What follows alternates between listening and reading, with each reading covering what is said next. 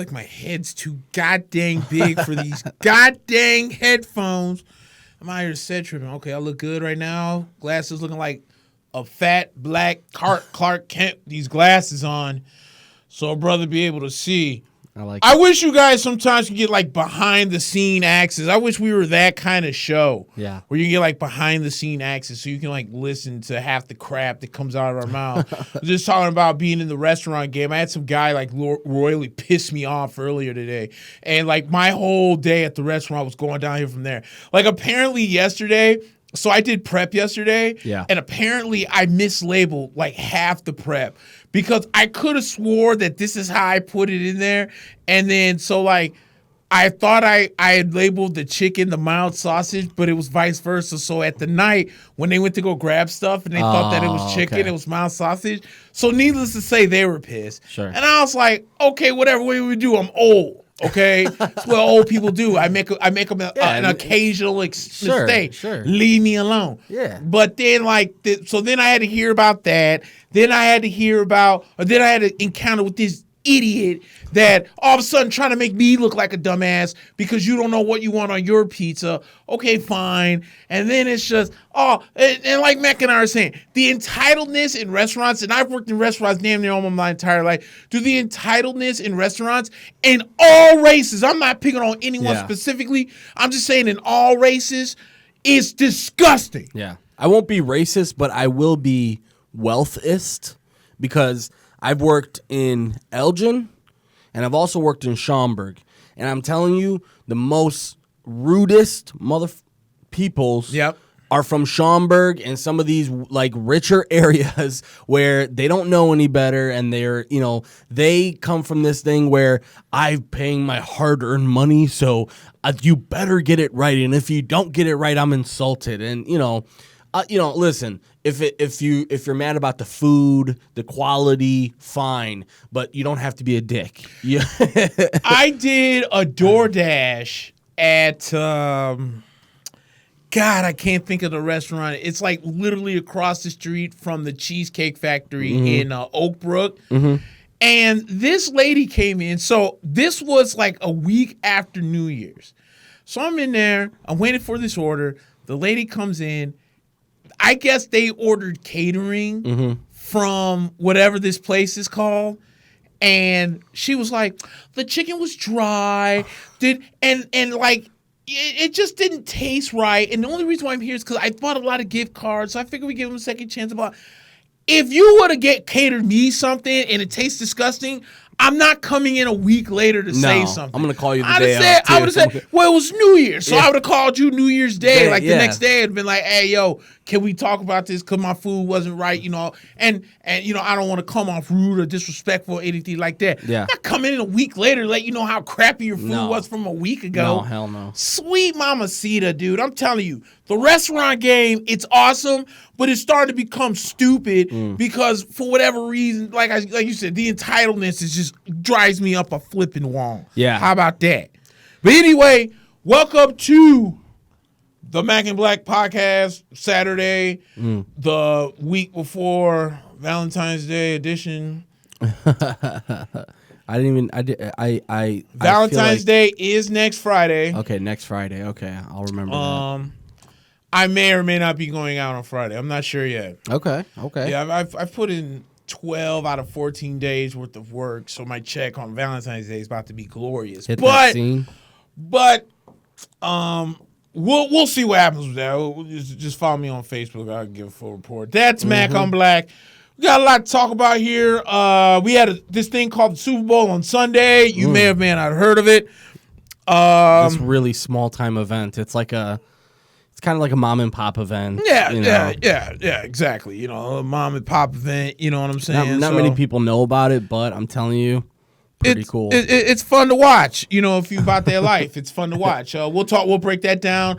We also got some baseball news. I tagged Mac in the post earlier where the Twins have pretty much backed out of that deal with Kings Mookie of Betts. Petty. Oh my God, this thing just gets more hilarious by the day. And now seeing the Red Sox suffer makes this day just that much better. Yeah. As bad as a day as I may have had at work today, from a mental standpoint, seeing that just made my day just that much better. So we're going to break that down. The NBA trade deadline came and went. I saw you clown the Detroit Pistons for trading Andre Drummond. I'm going to get on Knicks fans because we traded Marcus Morris. And thank God James Dolan. Pick back. Wow. Bro, and first off, I didn't even know the Clippers had a first-round pick. Yeah. Because when I saw that they traded him to L.A., I'm like, we're just going to get an abundance of players. Yeah. But then somewhere out of the blue, somehow the Clippers had a first-round pick. It wasn't this year's? Is it yes, this year? it's 2020. So it's a 2020. Even if it is like in the late 20s, that's still a first-round pick. I mean, that's a good job well done. Let's start with basketball, Nick, because I have to go in on the Bulls, and then I have to give the Knicks some credit. Yes. I know this is crazy, but I'm gonna go in on the Bulls. I'm gonna give the Knicks some credit, and then we can jump into the Super Bowl because we know what happened there, but let's break down a little bit more on that. So the NBA trade deadline comes and passes. Right. I wasn't expecting anything from the Bulls. Right. Crazy. Right. I mean, I think everyone's injured, first of all. Yeah. So you can't trade guys who are injured. And that was kind of John Paxson's excuse, like in the press conference. I don't know if you heard it, but that's kind of what he says. Like, and he's chock full of excuses, and that's the best part about this whole thing is it's as if this is like Capone type of untouchable, right? When it comes to Garpax, this is a team as inept as it is. Has a lot of bright spots in the season. If you've watched and you've paid attention, there's a lot of positives you can come out with. And almost all of the positives have to do with the players on the court and not at all with the coaching staff or the front office. And that's the real big issue right now with the Bulls. You got a front office that is so inept. You have a training staff that is so inept. We're talking about a training staff that almost killed Luol Deng. Yeah. Had to do a spinal tap when he didn't need it. Misdiagnosed Taj Gibson with bruised ribs. Turns out he had broken ribs, goes out the next night, aggravates it worse, out for the rest of the season the day after. Otto Porter comes into the season, and everybody's saying, wow, Otto Porter not looking too good. And the Bulls came out and went out of their way to say, no, Otto's fine. He'll be back in a couple weeks. It's just he's going to miss training camp. Turns out he might miss the rest of the season. Yep.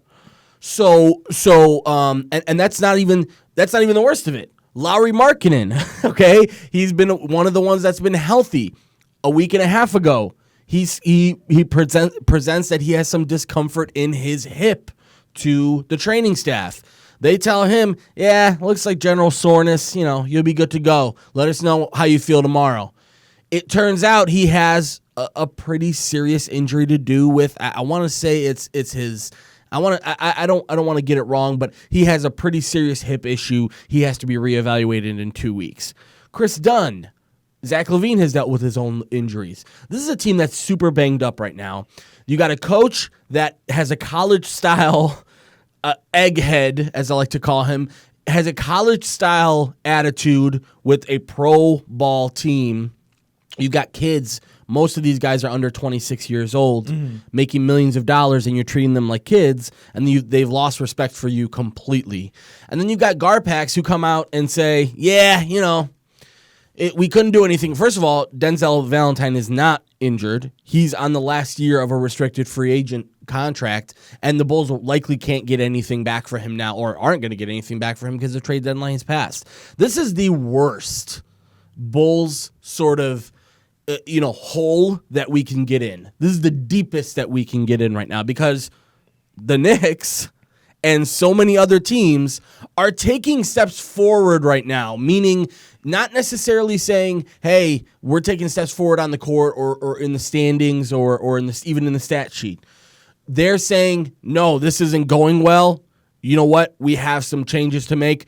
The Knicks go out and make some pretty major changes within the structure of their organization, and next thing you know, you see good things start to happen immediately. And one of those is that Morris trade, which I mentioned Morris's name to you, and you said, well, he's a good, and I think both of us were thinking, you're not going to be able to get back a pick for him, so why would you trade him? You're going to get another guy with a big contract, back.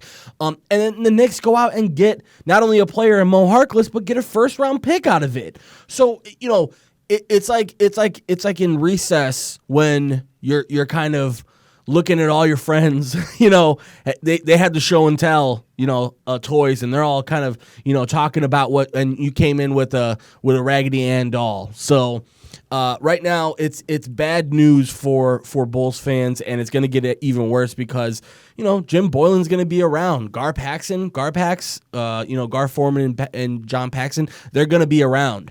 And until that changes, nothing is going to be good with the Bulls. Nothing. My boy Jonathan Winkleberry is saying that first he said the Yankees are trash. I'll address that later on in the show. Got to throw a little. He's a Dodgers fan, and they got okay. their own issues to worry about before you worry about my squad. Christopher Brown says it's times like this that the Bulls miss someone like Herm Schneider. I act like I can't read. He at least was able to keep Sox and Bulls players relatively healthy, and Nick, for the record, Foreman is less bulletproof than Paxson is. Let me say this because when I DoorDash, I listened to a lot of like Waddle and Sylvie and a lot of ESPN Chicago. Dude, they're all over Jim Boylen. Yeah. First off, they call him. Be. First of all, for whatever reason they call him Jimbo. I think it's just an all-out. What do they call him? Jimbo. Uh-huh. And one of the guys was like, dude, every time you say that, I think you're talking about Jimbo Culver or something. And so like Jimbo, so like you can't keep that. But here's the thing about Jimbo. Did you by any chance on Super Bowl Sunday watch any of the game between the Bulls and Raptors? I did, yeah. I watched Okay. I think I missed most of it, but I did catch the end of it. That's where we need to go. Okay. Why did Jim Boylen call a timeout and with 1:03 left, and you're getting smoked by 24 points? Yeah. And the announcer for the Raptors was just destroying Jim Boylen. He was like, what kind of game plan could you possibly have being down 24 unless Zach LaVine is going to have a Tracy McGrady 13-point in 39 seconds He would need two Tracy McGrady type moments. It is not happening. No. And these are the bonehead nonsense that Bulls fans can't understand why Garpax would hire this fool to really make the Bulls more or less look like the laughingstock of the NBA. Yeah. You can say all you want about the Knicks, but let me tell you this. First off, you may not have known this, but the Knicks are on a 3-game winning streak going on tonight, which adds in wins by the almighty Indiana Pacers, the almighty Orlando Magic, and we beat the almighty Cleveland Cavaliers. Any way you try to break it down, that's 3 wins in a row. Detroit sucks my balls, so there could be 4 by the time this is all over with. But no one's really making fun of Mike Miller and the job that he's done because since he's taken over, I think the Knicks have somewhat of a winning record since he's been taken over. Yeah. Even though their record still blows, that just lets you know how bad Fizdale was at the beginning of the season. Clearly, game planning wise, Miller is better than Without Fizdale. question. Yeah. Without question. Yeah. So now you got to start looking at these other teams in the NBA. And somewhere in there, dude, the Chicago Bulls, I don't think like the Bulls, the player personnel when healthy is there. You just can't respect Jim Boylen as a head coach because instead of coming out there, and here's the thing that's killing Jim Boylen. There's no development. No. That's why I'm so upset with Knicks fans when it comes to Kevin Knox. I don't think Kevin Knox sucks. I just don't think Kevin Knox has a coach that could bring out the best in him. Yeah. Which is why some girl on Twitter who's a Knicks fan was asking, should they send Kevin Knox down to the G League? Without question, he should go down there. Go down there, figure your game out, Figure what you're gonna be, because and it's very poor man, high man on this one. Mm-hmm. But Kevin Knox reminds me a lot of Giannis. No matter how you try to break it down, he's long, he's raw, he's athletic. You know, the first 3 years of Giannis Antetokounmpo is nothing to write home about. It was ugly at times. It was ugly as hell. This man is en route not only to finish again with the best record in the NBA, but this man's en route for another MVP. And his game has developed so much. It's called patience. Yeah. You know what I'm saying? You got to have patience. Mm-hmm. But with the Bulls, though, because you know Zach LaVine's good, and then you know that Otto Porter actually had really good numbers when he was traded last year to the Bulls, and you know Wendell Carter's decent, and Lauri Markkanen, outside of coming into this year, wasn't all that bad. Jim Boylen's not the guy to develop these guys. And each time it feels like every time the Bulls got out on the court, he does something to make the Bulls organization look dumber than they already are. Yeah. Every time. But you can't blame Jim Boylen on this one. If you were listening to the show last week, you would have paid attention to the fact that we've named Cristiano Felicio the worst center in all of basketball. Yeah. However, the Bulls thought he was so good, they're paying this fool $32 million. Yep. If I was Jerry Reinsdorf, first of all, if I was James Dolan, I'd be like, Jerry, how you doing? It's Big Game James. Yeah, Jimmy Dolan, owner of the Knicks. Hey, man, look, I just want to break it down to you real quick. I had to fire Steve because it just wasn't working out, and he actually was talking about keeping Marcus Morris, even though we could have traded him to get some out of him. You know, maybe you should do the same. And I'm not telling you how to do your job, but all I'm gonna say is, how could you pay Cristiano Felicio $32 million? Yep. Let me tell you how a discrepancy this is. Patrick Kane of the Blackhawks is making like $9.4 million this year. Cristiano Felicio is making 8.1. Patrick Kane as a hockey player is 8 million times better than Cristiano Felicio is as a center, and they're almost making the same amount of money. Yeah. You don't see what's wrong with this pitcher, Jerry Reinsdorf? Yeah. Dude, grow a sack and separate yourself from these idiots and find you somebody. Yeah, I think Seriously, at this point, that's Nick, crazy. I think at this point, Reinsdorf is farther out of the door than we think when it comes to the Bulls. You think he might sell? No, I don't think he's going to sell. I think the one thing that he's always said is, you know, he thinks of the Bulls. He sees the Sox as a passion project, and he sees the Bulls as a business. Right. And you know, whether or not you want to complain about that, that's fine. But here's my point, and this is why I give credit to the Knicks.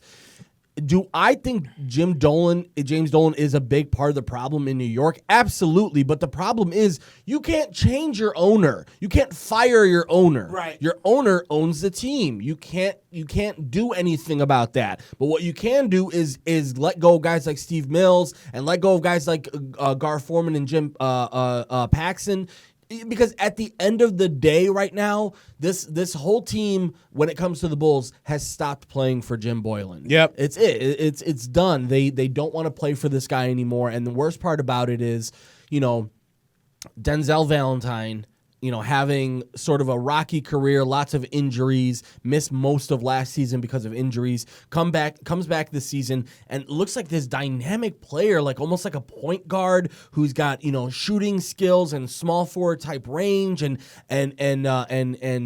skills that you know really just started coming out over the last couple of months. And what does Jim Boylen decide to do? You know, if you're a coach and you see a player start to blossom before your eyes, what better way to grow that player than to not play him, to just let him sit on the bench? Right. And that's exactly what Jim Boylen did. And now you're starting to see, because of the necessity of having needing Valentine in there, that, oh my God, this guy's actually pretty good. And you know what? We could have gotten something. He's going to walk now. The Bulls aren't probably going to be able to bring him back. And at the same time, Paxson talked about that, though. I mean, he did bring that up, and he did say that, guys called, but there was nothing. That was the first part. Yeah. And then he said, let's not forget that Denzel is actually a restricted free agent going into this year. So teams don't want to take a chance on that. But let me just tell you, man, there was a lot more movement in this trade deadline than we thought there would be. I'm with you on that. Because a lot of people were saying, oh, you know what, teams looked a little bit set. The Lakers didn't have a lot of flexibility. People were saying the same thing about the Clippers. Next thing you know, the Clippers have turned over, like 3 or 4 guys on their roster. And look at Minnesota. Did you see that preposterous picture of Minnesota, all of the pickups over the last week? It's like 8 guys in a row all holding up new jerseys, including D'Angelo Russell, who obviously, we saw a lot of rumors about the D'Angelo Russell to Minnesota. Him and Cat are very close off the court, and it was pretty obvious that Minnesota wanted to make that happen, but what everyone was talking about was, how are they going to make this happen without throwing in a guy like Wiggins? Well, turns out Wiggins was on the table, and Golden State executed on that. I think a tremendous trade for both teams. First of all, a lot of people clowning Minnesota right now, and basically saying, you gave up on Wiggins, and all you're getting back now is D'Lo, and D'Lo's basically damaged goods at this point to everybody in the NBA, because he's 24 years old. He's going on his 4th team now, and everywhere he goes, it seems to go pretty okay. Yeah. And then next thing you know, he's traded, or he's gone. And it's funny to see, because obviously in that trade it was Wiggins and then a bunch of other guys from Golden State and basically heading out, and then you had coming into Golden State, and then you had Russell going to Minnesota, and Minnesota was a trade partner for a couple of different teams, including the Capella trade for the Rockets. And if you guys are wondering, we'll go through all of the trades right now. Yeah, I got them up right now. But yeah, I think the number one thing for me with that Minnesota and Golden State trade is both teams win from that. I love what Steve Kerr said. He said, first of all, he came out and said, I don't know why we signed D'Lo. That was weird. He basically said, that was a weird fit. I didn't know why we signed him. It seemed almost like a subtle shot at the GM of Golden State, essentially saying that was a weird pickup. We needed help in other areas, and next thing you know, we signed another point guard. And then what he also said was Minnesota needed Wiggins to be a superstar. And that was the big issue with Wiggins, is he always flashed. We talked about it on the show. Yep. He always kind of got right. Oh my God, Wiggins is having a great 10 games, and next thing you know, just back down and back up, and he could never stay in this consistent zone. And it was because, again, they were expecting him to be a star. Now, as if you're a number 3, maybe even a number 4 when everyone's healthy, this puts a lot less pressure on him. And honestly, I love what Golden State did, and I think. Obviously, this year is out of hand, and they're not going to be able to be contenders this year. But next year, I think they could be scary if Wiggins can develop.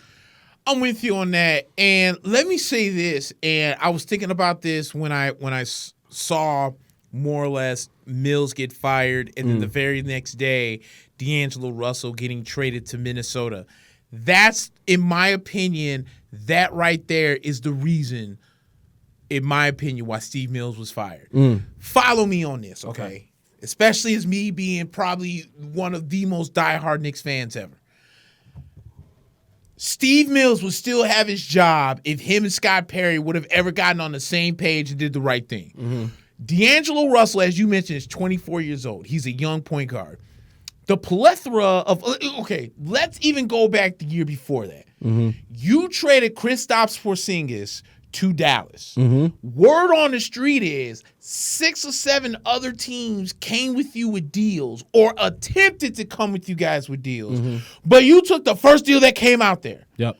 Dallas came out and they said, we'll give you Dennis Smith Jr., and we'll give you 2 second-round draft picks, and we'll give you DeAndre Jordan. And they get one protected first-round pick. One protected first-round pick, and then we'll even take on Tim Hardaway Jr. And the Knicks didn't even blink. And teams like the Heat, teams like, and some other teams, especially from the West, was like, dude, we had a much better deal on the table, and the Knicks didn't even attempt to talk to us. Yeah. As if, like, KP basically put a gun in their head and said, if you don't trade me next 3 days, I'm going to blow this bitch up. And that's it. Yeah. You know what I'm saying? Like, you put them in and put the Knicks in some precarious position. So, Lowry, by the way, Lowry, essentially, from the reports, he told the same thing to the Bulls. He was like, listen, I'm not coming back. So if, first chance I get to leave, I'm out of here. I'm out. So that happens. So people thinking like, oh, if a player comes and tells you that you trade him. No, you still have options, right? Kristaps is a professional. He's going to have to stick around for as long as he's under contract, right? So for Knicks fans and other fans who say, well, the Knicks were in a position where they had to, to let go of Kristaps and get what they can. No, they could have sat on him and waited for his value to be where it is. Exactly. So you kind of screwed the pooch on that deal, but we'll see if it pays off with these picks because DeAndre Jordan obviously didn't stay. Mm-hmm. He went to Brooklyn. Dennis Smith Jr. sucks my balls. As a matter of fact, he needs to go on this list. I thought about that. We need some depth. We need some depth on this team, so I like that. Yeah, we're going to put him on the bench because he's a good sixth man, too. Absolute, total ass. We might even have to put him in the starting lineup. At the end of this year, we might move him to the starting lineup and take out Tony Snell because Snell's not even playing anymore. And that's what we're going to do. Let's do that. We're going to take out Tony Snell, and we're going to put in Dennis Smith Jr. Who, by the way, LeBron was trying to say, like, why didn't the Knicks draft him? They drafted Ntilikina instead. How's that working out? Ntilikina, actually a very good defender.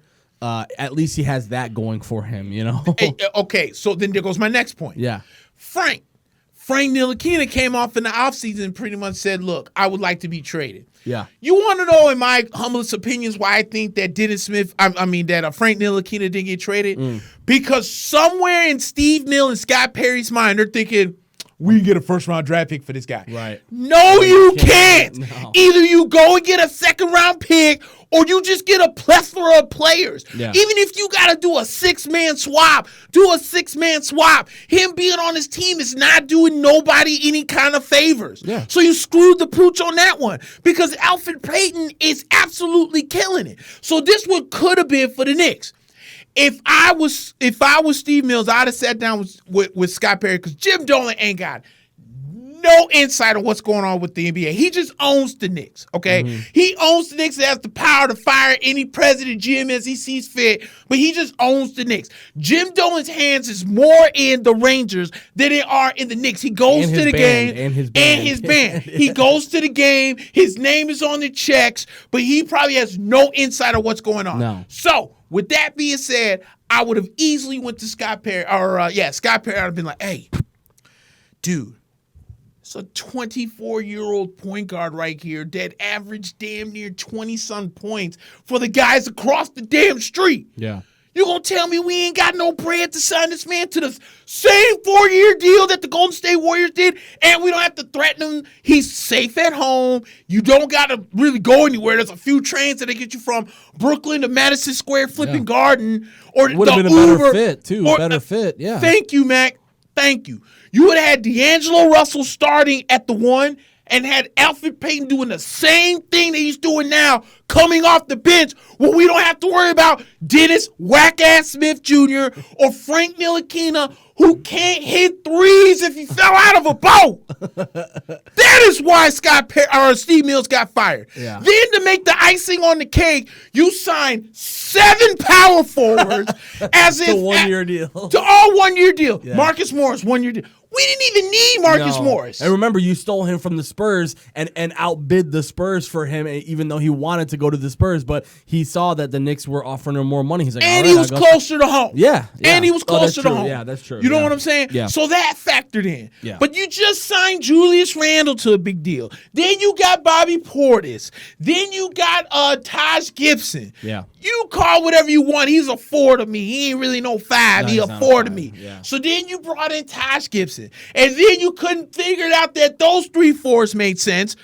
So out of the blue, you're like, well, damn, we still got $20 million to spend. Let's bring it on Marcus Morris. Then what really made the icing on the cake is someone must have been in Jim Dolan's ear and snitched on this one. Steve Mills was legit not going to trade Marcus Morris when he kept asking to stay. Yeah. He was not going to trade him. BS. Yeah. I understand, like, look, Marcus loves New York. Philly's a 2-hour drive from New York City to Philadelphia. It's close to home, blah, blah, blah, and all this. For the nature of the business, Marcus Morris could not stay on a team that is only 15 in the world. Yeah. He can't. No. And Steve Mills was going to sit on his stupid ass hands and let it happen. So Jim Dolan was like, that's it, you're out. Because it's funny, in 3 days, he fired Steve Mills, hired Leon Rose, and traded Marcus Morris. 3 things that needed to happen. So all Leon Rose has to do at this point, which, by the way, was a great hire, because as much as James Dolan wanted Masai Ujiri, no way in hell, and Toronto wanted a first-round draft pick. You can kiss my nuts. So let's bring on Leon Rose, who has a lot of ties and connections, and Scott Perry might as well count his days, because ain't no way in hell he's going to be the GM of this team next year. Yeah. So thank you, James. So that's why I'm telling you, because everyone's like, well, the Knicks are going to Knicks, and this is stupid. And why would you trade him why would you get rid of him 2 days beforehand? Because if you don't have 2 first-round draft picks going in this year. Yeah. That's why. Yeah, and also, I mean, the big thing that people have to realize is, like, you know, for teams like the Knicks and the Bulls and some of these other teams that were approaching the trade deadline, it wasn't about getting better this year. It was never about getting better this year, and the problem seemed to be that the Knicks were trying to almost say we want to field a competitive team, and it was important for them to field a competitive team. And I think what eventually happened was they asked David Fizdale what he wanted, and David Fizdale said he wanted 45 power forwards, and they went out and got the 45 power forwards, and next thing you know, you fired the guy who told you to do that a month and a half into the season. Thank you. So you know, the other big thing is, and I don't know if you saw this, I wanted to say I tagged you in it, but I don't think I did. I saw an Ariel Helwani. He was on ESPN. He's a big Knicks fan. Right. And he was on the Will Cain show. He's on the Will Cain show. Right. And Will Cain asked him, what are you thinking right now with the Knicks, and what's your mindset? And essentially what he said was, you know, Knicks fans have to stop thinking that there's an allure around the Knicks anymore. Right. You know, that it's the Mecca. And, you know, again, KD's, you know, there's a lot of things about KD right now that I'm not a huge fan of. Right. But when he did say that about New York, about basically saying nobody wants to go to the Knicks and, you know, essentially shitting on the Knicks and saying that, I think people took that in the wrong way, because, you know, he does have a history of being a little bit of a hater. He's the burner account guy, which he's unapologetic about. But the big thing that Ariel Helwani said was that there was no appeal around the Knicks anymore, and that the allure of being a part of the Knicks organization was gone. And in order to get that back, it wasn't going to be a quick fix like, oh, bring in Masai Ujiri and everything's going to be fine. And I think that's what Knicks fans thought this was. And the problem with the Knicks in general is that the expectations are so high regardless of the product on the court. The expectations are always going to be high. Right. But what happens is when you set those high expectations, it leads you to do what you did this offseason and say, shit, we struck out on this, struck out on that, struck out on that. We got to go field a competitive team now. And by the time you looked around, I'll be honest, it was in the offseason, you weren't thinking too much, because you're like, okay, all of these are one-year deals. The only one that wasn't was Randall. And you were thinking, okay, maybe it's just a transition thing. They're going to see how this team gels. Well, the guy who was the architect of that is no longer with you. Right. And now you have this new, which, again, Leon Rose is this part of CAA. That's the new sort of trend of the league. Right. You've got to be in the agent space now in order to be a basketball operations. Mm-hmm. It can't just be Phil Jackson or some guy who used to coach 20 years ago. You need a guy who's connected, who because let's be honest, not everybody can be Pat Riley at the end of the day. That's true. And at the end of the day, there's only a very few Pat Rileys. Let's be honest. I mean, Jerry West and Pat Rileys, these are guys who've done it, but they're like 1 in a million almost, right? Yep. And speaking of Pat Riley, what an amazing job by Pat Riley. Oh my Again, God, somehow manufacturing, you looked at the contracts on that team and the Heat team, and you're like, holy shit, like James Johnson's making $15 million a year. Deion Waiters making $13 million a year. Like Kelly Olynyk making $12 million.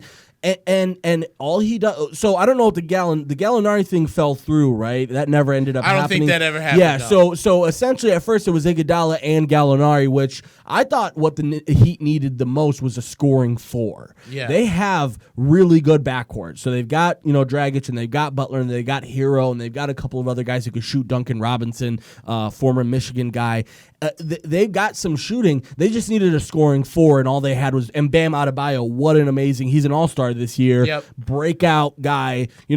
All of you high school kids, if you want to win a national championship, go to Duke. If you want to go to the NBA and be an amazing NBA player, go to Kentucky. Let me just put it to you this way. I love what Zion's done. Trust me, Zion's going to be very good, and he's looked better and better the more he's been out on the court. But it's hard to deny Calipari and what he's done to the NBA. All the guys that Calipari has molded for the NBA, it's pretty nuts to think about it. But yeah, I think right now what we learned from the trade deadline, Nick, was that teams were now saying because we talked about the optics of the Minnesota players 10 different players holding up. It used to be you couldn't do that. Remember? Right. It used to be we can't trade 8 players. Like, we can't do that. It's going to ruin our team. But now it's like, dude, the business is the business. It's a good transition to talk about Andre Drummond, because what happened was Drummond had come to the Detroit team and said, as soon as I can go, I'm going to go. Right. But I want to let you guys know that I'm going to be here, and whatever you guys want to do it. And they got back nothing. Brandon Knight, John Henson, and a second-round pick, I think, a couple second-round picks for one of the best centers in the league. And he was a little upset on Twitter. He went on to say he was blindsided, but he said it wasn't because he didn't know he was going to get traded. It was because nobody told him. Right. Nobody called him. And it's such pussy shit, honestly, dude. Mm-hmm. From NBA organization to essentially fire a guy and not have to call him. Right. That's like coming from recruiting and staffing and HR like I do. That's so frustrating. It must be fucking crazy for a player to find out he's going to get traded through Twitter. And that's essentially what happened. And we also saw the Houston trade. Houston doesn't give a shit about basketball anymore. They're just going to have 4 point guards out there and James Harden from now on. So they traded Clint Capella and a couple of other guys for Robert Covington and some picks. And then there was Atlanta who acquired Nene and Clint Capella. We had Justice Winslow, Deion Waiters, Gorgie Jang all head to Memphis as a part of that trade for again Houston getting Covington, Jordan Bell, who they later I think traded to Memphis. Andre Iguodala goes to the Heat, like we talked about. Oh, Jay Crowder, that's who they ended up getting. Yep. Instead of Gallinari, another great pickup. Miami, man, it's crazy to see how much damage you can do in the trade deadline, because now teams look completely different. Right. No, I agree with you 100%. And speaking of John Calipari, mm-hmm. I guess John Calipari and Leon Rose apparently have some type of tie connection together. Ooh. And word on the street was that John they asked, will you go and coach the Knicks? Now, John immediately said no. Do it, John. He said no. Around. But money talks. And not only that, I mean, listen, how much more can you do in college, John? How much more can you do? I know Kentucky hasn't won the most national championships, but you have some. Right. What else can you do? Right. But see, here's the thing. Going back to what you said about KD, it's like I agree mostly with what he said. The allure's not there. Why? Because the Knicks aren't winning. Right. What's the one thing I keep always saying? I've been saying this about the Knicks for so many years. If you want free agents to take you seriously, you have to go out and win games. Yeah. You can't be a 15-67 team and tell one of the biggest free agents in the world, boy, I tell you what, we could really use you. Why? So you can go from winning 15 to 35 and still maybe miss the playoffs? Yeah. Like, you can't do that. You have to have a reason. Like, if this is the 90s Knicks, when you had Ewing, Starks, Oakley, Smith, Derek Harper, those guys, and you're like one of the big superstars, and you're like, we could use that extra piece to help out with Ewing and help the scoring with John Starks. course you're gonna go. Of course, yeah. You know what I'm saying? Or if it's like Indiana or something with Reggie Miller, you need another piece. Of course you're gonna go. Yeah. But you're not going to the Knicks for a team that can't crack 20 wins. Yeah. And so you have to be real about it. But at the same time, you have to set yourself up with success. So basically, what the Knicks need here, in my opinion, is like a 3-year plan where you already kicked it off now. You fired Mills. Mills gone. Fine. You bring in Leon Rose, who seems to have a lot of connections with a lot of people in the NBA. So he's got an inside track. That's great. Now because technically you already did part 1 when you fired Fizdale. Yeah.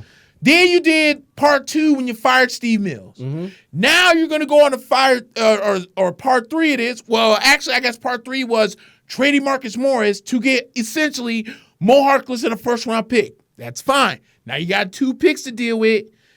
Actually, you know what this deal almost reminds me of? Remember when Isaiah Thomas, who might have been the worst GM in the world, but when it comes to scouting talent, I may not want anyone else on my squad than Isaiah Thomas. The same Isaiah Thomas who drafted David Lee, Channing Frye, and Nate Robinson. David Lee, if I'm not mistaken, has a ring. Channing Frye, if I'm not mistaken, has a ring. And Nate Robinson was one of the most, I don't know if he has a ring or not, but no, but he had an amazing career for a guy that nobody thought would play in the NBA. The same Isaiah Thomas, when the Knicks missed out on Steph Curry, who, oh, by the way, weeks ago said that he was actually prepared to go to the Knicks, so F you Golden State on that. I know, man. Isaiah Thomas came in and said, guys, everything's okay. Draft this kid, Brandon Jennings, out of Italy. Really good point guard. It's not Steph, but he'll get you on the right track. So what did the Knicks turn around and do? You went out and drafted Jordan Hill. He got booed off the stage because it wasn't Steph Curry. Yeah. And then you traded him for Tracy McGrady outside of his prime. Yeah. See, that shit right there was what I'm talking about. Yeah. So now you get a plethora of 3 decent picks because you got your own second-round pick. Then you might be, I think Dallas's pick is this year. So the Knicks might have 4 or 5 picks this year.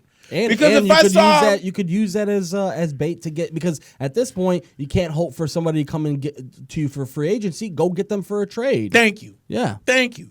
That's what I'm saying. So the plan is working. At the end of the day, it comes down not so much to the players, but to the fans. Yeah. You all gonna be just like me. Y'all gonna support the Knicks to the fullest, just like I do. But don't always get upset when we lose. I will take a loss if there's effort. I won't take a loss if you're just out there playing like doo-doo for no reason.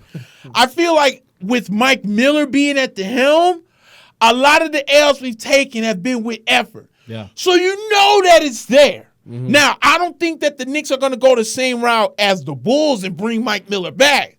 They might want to keep him on the bench because the guys know him, but he's no head coach. I don't think the Knicks are going to do that. If Becky Harmon comes in, Becky Hammond, that's a who's good been one. sitting on the bench with Pop. Dude, that would be amazing. That would be amazing. John Calipari. Or whatever else Leon Rose is going to go out there and do, because I think he's going to get the GM first, and then we get the coach. You got to go for the GM first, especially with the Knicks. You need. I thought that perfect part about that Ariel Helwani interview was Helwani saying, you know, too many people were obsessed with the next guy having New York connections. Yep. We want a New York guy, a guy who can talk to New Yorkers, and you know, and he essentially said, relate to the New Yorkers. New Yorkers. It's like, dude, he's not going to relate to them anyways, dude. Like, I hate when people try and pretend like these billionaires or millionaires who are going to be, you know, in a front office could ever relate to the average New Yorker. There's no way. Right. And what he essentially said was, how'd that work out with Phil Jackson? Because that's what they kept saying about Phil Jackson is, oh, this guy is going to be so transparent and New York is going to love him and the media is going to be perfect for him. And how'd that work out? They couldn't wait to get rid of his ass a year and a half into that reign. Yeah. And he kept stumbling over himself as well, constantly in the media and putting his foot in his mouth and saying this and this and that. And as stupid as that LeBron posse comment was, you know, these were all sort of the little things that were like piling up when it came to it, and that's what happens when you try and make a move outside of basketball in your mind. And I think right now, the Leon Rose stuff is going to be perfect because now you have a guy who understands the business aspects. Yep. Now you need somebody who really understands the basketball aspects. One thing that people were saying, and I know you posted this at some point, Kenny Smith, and Mark Jackson. I forgot about Mark Jackson. Yeah, Mark Jackson. But wait a minute. Why not? Why not? Why right? not? Yeah. Why could Leon Rose go to Kenny Smith and say, "Hey, because they said that Kenny Smith actually interviewed for two GM positions, for GM, Sacramento, and I can't think of the other one. I want to say New Orleans. Was it New Orleans? I think when it was New open? Orleans. I think so. It was Sacramento and it was New Orleans. Why not? Why not? Why not? If Leon Rose said, "Yo, Kenny, man, I could definitely use a basketball mind. I think you're a smart guy here on TNT. Still well Let's give it a respected shot." in the league. Still well respected in the league. Why not? And I wouldn't put it past you if the next phone call, once those two are together, the next phone call goes to Mark Jackson and say, "Hey, man, we need to go." Because to be honest with you, I think that's what most, not all of them, most Knicks fans want Mark Jackson as head coach. Yeah. Just like most Met fans wanted Joe Girardi as manager of the Mets, and we'll get into them in a little bit. Yeah.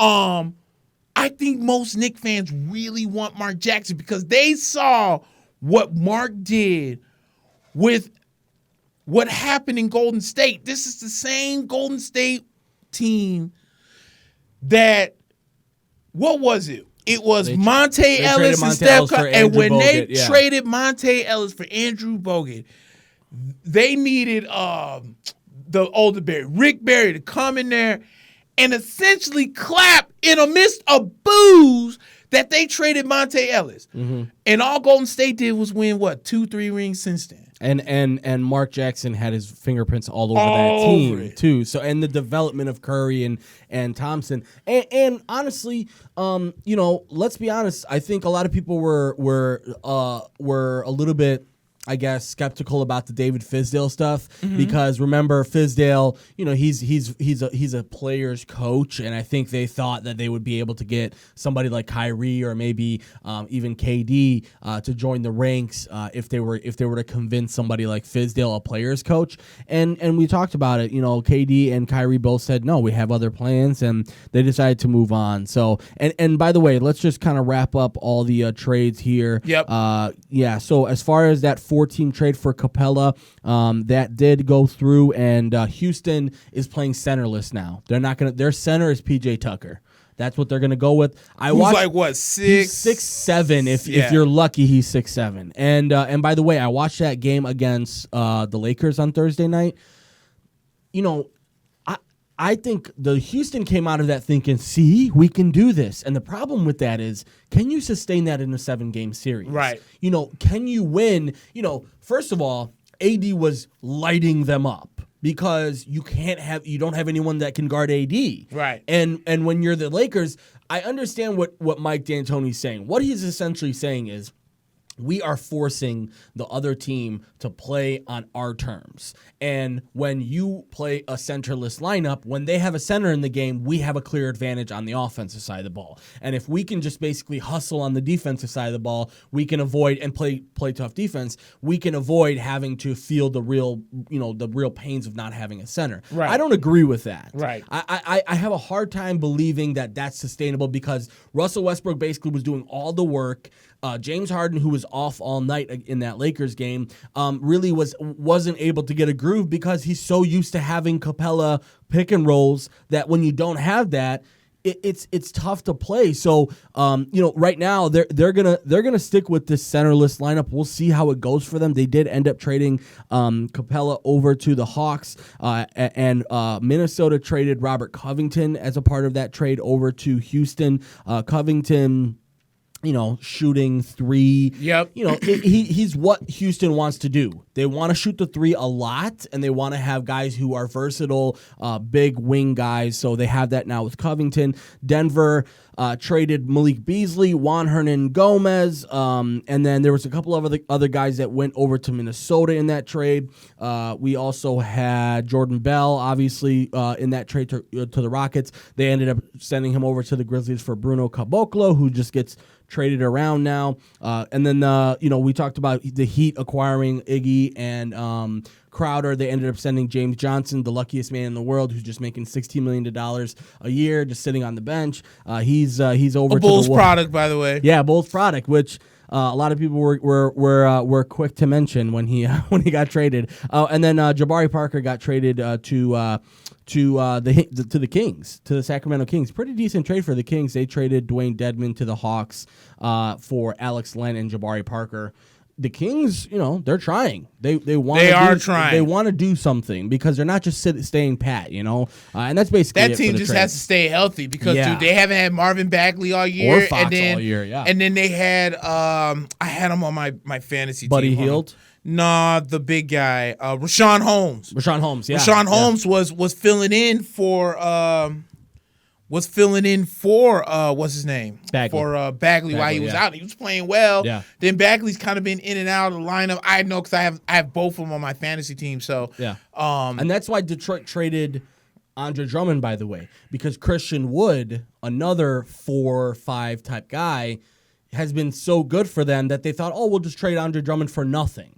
And that to me is crazy. They didn't get back a first-round pick. Neither one of those guys are going to be part of their future, Brandon Knight or John Henson. And the second-round pick is not enough for a premier center in this league. I have a hard time understanding that trade.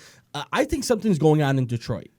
Blake Griffin obviously is out for the year for the thing, but Derrick Rose was saying before the deadline he was open to getting traded. And then next thing you know, he drops out of the skills tournament in Chicago and is not going to get traded and is going to stay the rest of the season in Detroit. Now they might saying he might be a buyout candidate.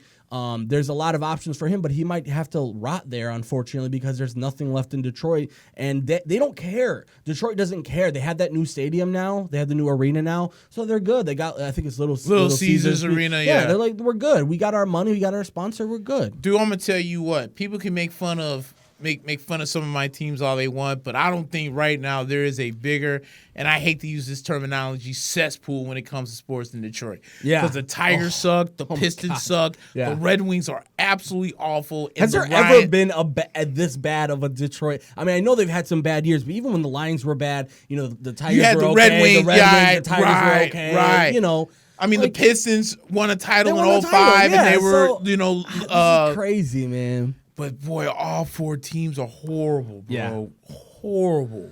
But yeah, and the NBA All-Star game is next week, right? Which I'll be gladly watching on the television. Me too. Because again, I'm not paying $1,500. Nah, hell no. For the 300 levels. Zach LaVine didn't get selected for the All-Star game. Decided to say fuck you to the dunk contest and said I'll take the 3-point contest. So he's going to be in the 3-point contest, but not the dunk contest for some reason. And Aaron Gordon is going back into the dunk contest. Yeah, so it'll be Dwight Howard to claim a title that he should have already had. It's nothing against Zach LaVine. Yeah, that sit out dunk that Aaron Gordon did should have won it no matter what LaVine did. Yeah, I understand the one under both legs. He went under both legs. He's got the mascot on the little that's the right, hoverboard, just standing there spinning, and this man went full underleg seat out and over. It should have been over with. Yeah. But for some reason, the windmill from barely the free throw line was a 50 as well. BS. No. That's the kind of score you give when you just want to see more dunks. Nah, man. Aaron Gordon, in my opinion, should have won that dunk contest. There's nothing against Zach LaVine, but he should have won. And they're changing the All-Star game format, and then they're also changing the 3-point format. I don't know if you saw this. No. They're adding a long-range 3-pointer, and they're adding times to the round. So I think they added 30 seconds to the round, and then they added 2 shots from, the logo. Oh, my God. Why? It's going to start encouraging these kids to start taking these threes from the logo. But, yeah, they're going to add that. Dude, not everybody can be Steph Curry. I know, and it's going to be funny to see that, too. It's going to be funny to see all these guys, they did decent in the regular 3-point contest. But once they get back there's a lot of guys who don't practice those shots. No. A lot of they better be practicing it that night. So. Oh, my God. All right, well, that's a wrap for a basketball. Wrap for the NBA. We're going to get into the Super Bowl here because I feel like if we start talking baseball, we'll never stop. We'll never get to the Super Bowl because a lot's been going on over the last few days. Plus, pitchers and catchers report here and really soon, and it's very exciting. There's a lot of talking going on. But, yeah, the Super Bowl was on Sunday. The Kansas City Chiefs managed to pull it out 31-20, beating the San Francisco 49ers, and it looked a little grim right there for Kansas City for a while. Yeah. And, I was thinking about this at work earlier today, dude. Was there not a team right now that had the biggest fortune on their side than the Kansas City Chiefs? I mean, let's look at the game against Houston. You're down 24-0. They somehow don't stick with the game plan that got them up 24-0, and they come and blow them out of the water. Yep. The Tennessee Titans had them on the road 17-7, and then they stopped giving the ball to Derrick Henry. Yeah. And then they blew them out of the water. And then here we go on the Super Bowl. San Francisco's up 20-10. And Kyle Shanahan, and now his second appearance in a big game as a play caller, does the same exact thing that got him in trouble when he was in Atlanta. Oh, Why are you not running the goddamn ball? Yeah. All you got to do is run the ball. And if you do want to pass it on third down. But I understand what he was trying to do. He was trying to be aggressive and maybe fight for the first down. But, dude, run the ball. Run the clock. You need to do that. Like, when that turnover happened with, 14? It was like 13 minutes left, and San Francisco had turned over the ball, had turned over Kansas City, and were up by 10, and they went and celebrated on the other side of the field. That should have been it. You should have been, as a game planner, saying, okay, we're going to run every second off this clock, and we're going to try and get ourselves as conservatively as possible to a Super Bowl win, and they didn't do that. No, Kent Williams, who's a big-time Chiefs fan, says it's not fortune, it's Mahomes.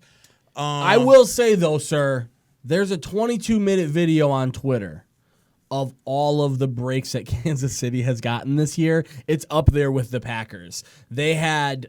that New England debacle was ridiculous. The New England one was really bad. They also had a couple of calls in the Super Bowl that were clearly missed, a couple of holds. And then also there was this big conspiracy that they were because the NFL was seeing Brady sort of come to his decline, that there's a conspiracy that they were trying to prop up Mahomes and sort of, exit out of the Brady era. Listen, we love conspiracy theories, but I'm not ready to jump on that bandwagon quite yet, because at the end of the day, first of all, congrats to Kansas City. Oh, yes. They won the game. Yes. Let's be honest with each other here. It doesn't matter how it happened, you got the dub. But let's also be honest. A lot of the skeptical people like myself were right. Kansas City did come out slow. They didn't, because I think I said something like, oh, they'll have 17. It'll be like 20 something to 17. And a lot of people, my friends, were saying they're gonna have 17 in the first quarter. And how did that turn out? Because what happens is they realize that, oh my God, San Francisco is playing the type of football that we haven't seen. Because let's be honest, dude, that front seven is nasty. And once Bosa and some of these other guys got their kind of feet under them, it was really tough for Kansas City to keep them off of Mahomes. DeForest Buckner stayed in that man, really, and let's be honest, Kansas City's offensive line is pretty darn good. It's not something like where it's that big of a discrepancy of talent. But what happened was Kansas City needed to run the ball. We talked about this, and what did they do? They ran the ball. Really, really good job to Andy Reid, because Damian Williams had an amazing game, and by the way, he should have won the MVP. That was so stupid that Mahomes won the Super. That was another thing that was in the video. They said that one of the reasons why they wanted to prop up Mahomes is because Damian Williams clearly had the better game, but they gave it to Mahomes anyways. Fine, I'll give you that one. But at the end of the day, Kansas City won the game. Point out a few things in this. Mm-hmm. First off, anyone that's saying that not Travis Kelce, the other one, George Kittle, that was offensive pass interference, kiss my ass. That's not. No. That was not offensive pass interference. No. Now, before everyone starts flying off the handle here, I picked Kansas City to win the game. But as an analyst, I have to be neutral about some things. Let me make sure I got this straight. If Kyle Rudolph, who damn near pushed off whatever that Saints defender, was not offensive pass interference. Nope. That play on George Kittle was not offensive pass interference. It wasn't even George that much Kittle. Of a push either. No, the man had his arm out. He's running step for step, goes straight up. Buddy flops the play like jackasses. They bought it. That it's not offensive pass interference. No. George Kittle had that man beat by 3 yards, feeling out where the man is at, grabs for the ball, clear flop by the defender, and I had people legit on my Facebook telling me, Nick, that is offensive pass interference because his hand was on his shoulder. That happens on every play. Dude, you want to know? Thank you. Randy Moss was one of the greatest wide receiver, was famous for pushing people off and not getting the play. That was not offensive pass interference, and that definitely changed the momentum of that game. Because then everyone started clowning Kyle Shanahan, wondering why he didn't call a timeout. I don't know why they were doing that. First of all, it was a Super Bowl. He knew it was going to be a long time. He knew it was going to be a long halftime. So his mind was, I get the ball back after the half. Because here's another thing that people aren't remembering about this scenario. There was 1:50 something left. And he let the time keep going down. Right. What people don't realize is if he called a timeout there's 1:50 left. They have 2 timeouts. If they get the ball and let's say something shitty happens, and first of all, it's already weird. They could get it inside the 1. You don't know what's going to happen on a punt. Right. Could be inside the 1. Right. So okay, fine. It's a touchback. If you have 2 bad plays, all you really have to do is have 2 bad plays, and they get the ball with 1:20 and a timeout to go 40 or 50 yards. And by the way, you get the ball back after the half, so it doesn't really make sense, and you have a long half. So he's probably thinking, screw it, I'll just take this ball in, and I thought that was the right decision. I don't know why people were so crazy about that. Kent Williams is saying, he said San Fran did bring it on defense. Mahomes looked horrible the whole game. I'm going to comment on that because I agree with him on that. Yeah. He said that he agrees with you that Damian Williams, even Sammy Watkins deserved to be Super Bowl Watkins MVP. Too. Yeah. And then Kent saying he had 3 feet because he pushed. No, he had 3 feet because he had the man beat. That's why he had 3 feet. Give me that BS. George Kittle did not push that defender. You know, George Kittle, believe it or not, is one of the top 2 tight ends in the game. You saw the top 2 tight ends in the game in Travis and George Kittle. He did not push off. He had that idiot beat. He had him beat. That is not offensive pass interference. I will go to the grave and say that is not offensive pass interference, and you can add that to the BS calls that Kansas City got this year, because that game against New England, I will never live that one down. It's very hard to find a receiver, make a catch when he doesn't do something like that. It's almost every single play. There's hand fighting. God like you can't call that. Especially like my big thing is if, say for example, both defender and the receiver are standing still, and I shove you in the back as you're going for the ball. That's one thing, right? But if we're both running stride for stride, right, and I'm beating you, which by the way, Kittle had about a foot of space. All he was doing on that thing is basically making sure that the defender is nowhere near the radius of the ball to put his hand up and basically bat the ball away. The Kittle was in no danger of the defender, tackling him or anything like that. What it was I'm just trying to get you out of my way so the ball could come right into my breadbasket here. Listen, one call doesn't make a whole game, so I don't want to obsess. But yeah, those types of calls make a big difference in these types of games. Yes. So, but. This is what I kind of don't want to say this, but I'm gonna have to say it. All right, here's point A. Mm-hmm. God, dude, and I gotta love Bucks fans, dude. They drive me nuts. Uh-huh. You know, I was trolling them the entire second half. Of course. Patrick Mahomes. Jameis Mahomes. Right. Yeah, Jameis Mahomes.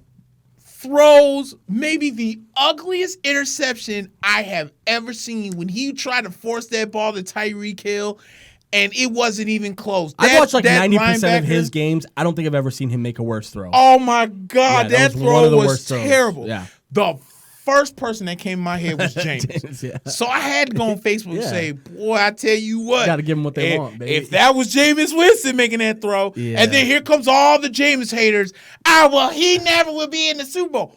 Why is it because you're in the Super Bowl, you get a free pass on making a horrible pass? Yeah. He should have never made that throw. Like, and no matter what Troy Aikman was trying to explain, even if he threw it 3 feet to the left, you don't think that San Francisco has athletic linebackers to make a 3-foot adjustment to pick off the same damn pass? And it was a horrible pass. He just didn't make the right throw. That's what it came down to. No. Then in his second interception, Jameis Mahomes throws behind Tyreek Hill. Yeah. You know, something that Jameis Winston never did. Or not even so much he threw it behind. He threw it behind him. Then Tyreek Hill, I think, who was receiving it, he could even hang on to it. I was going to say he had a chance at the ball, but basically didn't make the play. And then it got picked off. And that was a crucial time in the game, too. But it's okay because it's the Super Bowl. So I guess everything's okay when you make it to the big show. I cannot clown you because you went into the show. Yeah. Damn right. So the only way that I could be okay and everything could be okay with Jameis Winston throwing picks is if he's in the big show. Yeah. What a bunch of that's that clown garbage that I can't stand. I thought Mahomes had a terrible my first. God. Even though, like, even in that first drive that first scoring drive that Kansas City had, he was missing throws. He had one that he threw behind Kelsey that Kelsey caught anyways. There was a couple of, first of all, I thought that the broadcast was drum rolling the Kansas City comeback. You know what I'm saying? It was like a lot of this, like, remember when they were down against the Titans? Remember when they were down against the Texans? And the next thing you know, one thing leads to another, and Kansas City's right there. And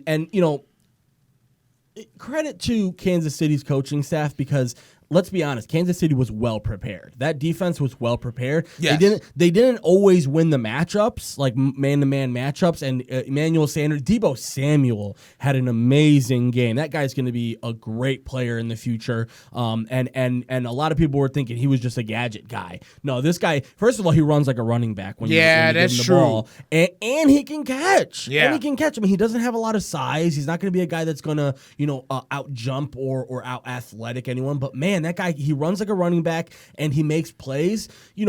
I thought Kyle Shanahan, you could tell that there was demons there. You know what I'm saying? Right. He was, you can tell that when he had the lead, he was thinking, because remember, the whole thing with Atlanta was they were so conservative. They were super conservative in that game, and everyone was telling him, why are you so conservative? It was working all game. You were being aggressive. Why weren't you being, your normal self? And he comes into this game, I think, thinking, all right, I can't be conservative. When, listen, dude, sometimes there's some situations that you just have to run the clock. Right. You've just got to run the clock. When you're up by 2 possessions with 10 minutes or 10 or so minutes left on the clock, you just got to run the clock. And at the same time, Kansas City was reeling when it came to the last 12 minutes. They were on fire, though, once they got the ball in that last 12 minutes. True. So there's not a lot.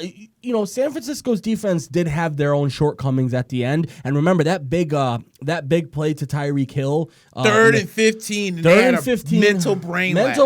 And honestly, maybe one of Robert Saleh's, maybe his downfall, which is trusting on the safeties too much. Because what happens is when you're so obsessed with what's happening in the front seven and basically trying to create chaos up front, you rely so heavily on your safeties. And unfortunately, I think it was Jimmy Ward isn't able to cover Tyreek Hill and blanket him in that situation. Honestly, I don't think there's anything Jimmy Ward could have done in that situation. Right. He was in the wrong spot because that defense wasn't the right called defense. I personally thought that Salah wasn't aggressive when he should have been. He was blitzing pretty well throughout the game, but I just thought he wasn't aggressive at the end, and he just let Mahomes pick him apart. And that 3rd and 15 was a killer for them. It was a huge killer because that was the one that led to the that one got him within 3. That one got him within 3. So that was the pass. Eventually, I went to Kelsey. Exactly. Yep. Okay. So then the next drive was the controversial drive, quote unquote. where Damian Williams steps out of bounds, but the ball is clearly over the goal line. Yeah. And then, dude, I don't know. It just got really weird because at that point, Kyle Shanahan was having flashbacks. Yeah, for sure. He was like, demons. "Oh my God, is this really happening to me again?" Yeah. Okay. Yeah. It's like, dude, just run the ball. Right. Go back to because now here's what you're doing. When you were in Atlanta, you stopped running the ball. You try to make Matt Ryan become the next Joe Montana, and it didn't work. Yeah. Now, here you are in San Francisco, and you stop running the ball because you're trying to make Jimmy Garoppolo the next Joe Montana. Yeah. And guess what? They definitely wanted It hasn't worked either way. No. Run the flipping ball. And you've been doing well. You've been doing well running the ball. And your offensive line has been for all intents and purposes beating Kansas City up front. All you really had to do was run a couple stretches and hope that Monster gets you a first down. That's all you had to do. And at the end of the day, too, I mean, you were doing so well creatively with Deebo Samuel on the end arounds and on these, run something like that, man. Right. I just thought what happened essentially was they were thinking, let's script this. Let's see how this is gonna look on the Super Bowl video when they do our documentary. We're gonna Jimmy Garoppolo gets the ball on the last drive of the game, and he slings it on first down, and another first down. They wanted that storyline to happen, and it never happened. What ended up happening is you gave more juice to Kansas City because remember they almost went too quick on the first two downs, and by the time you realized it, you can only shave off 40 seconds or something like that. When you could have shaved off almost 3 minutes if you wanted to. Right. It was listen.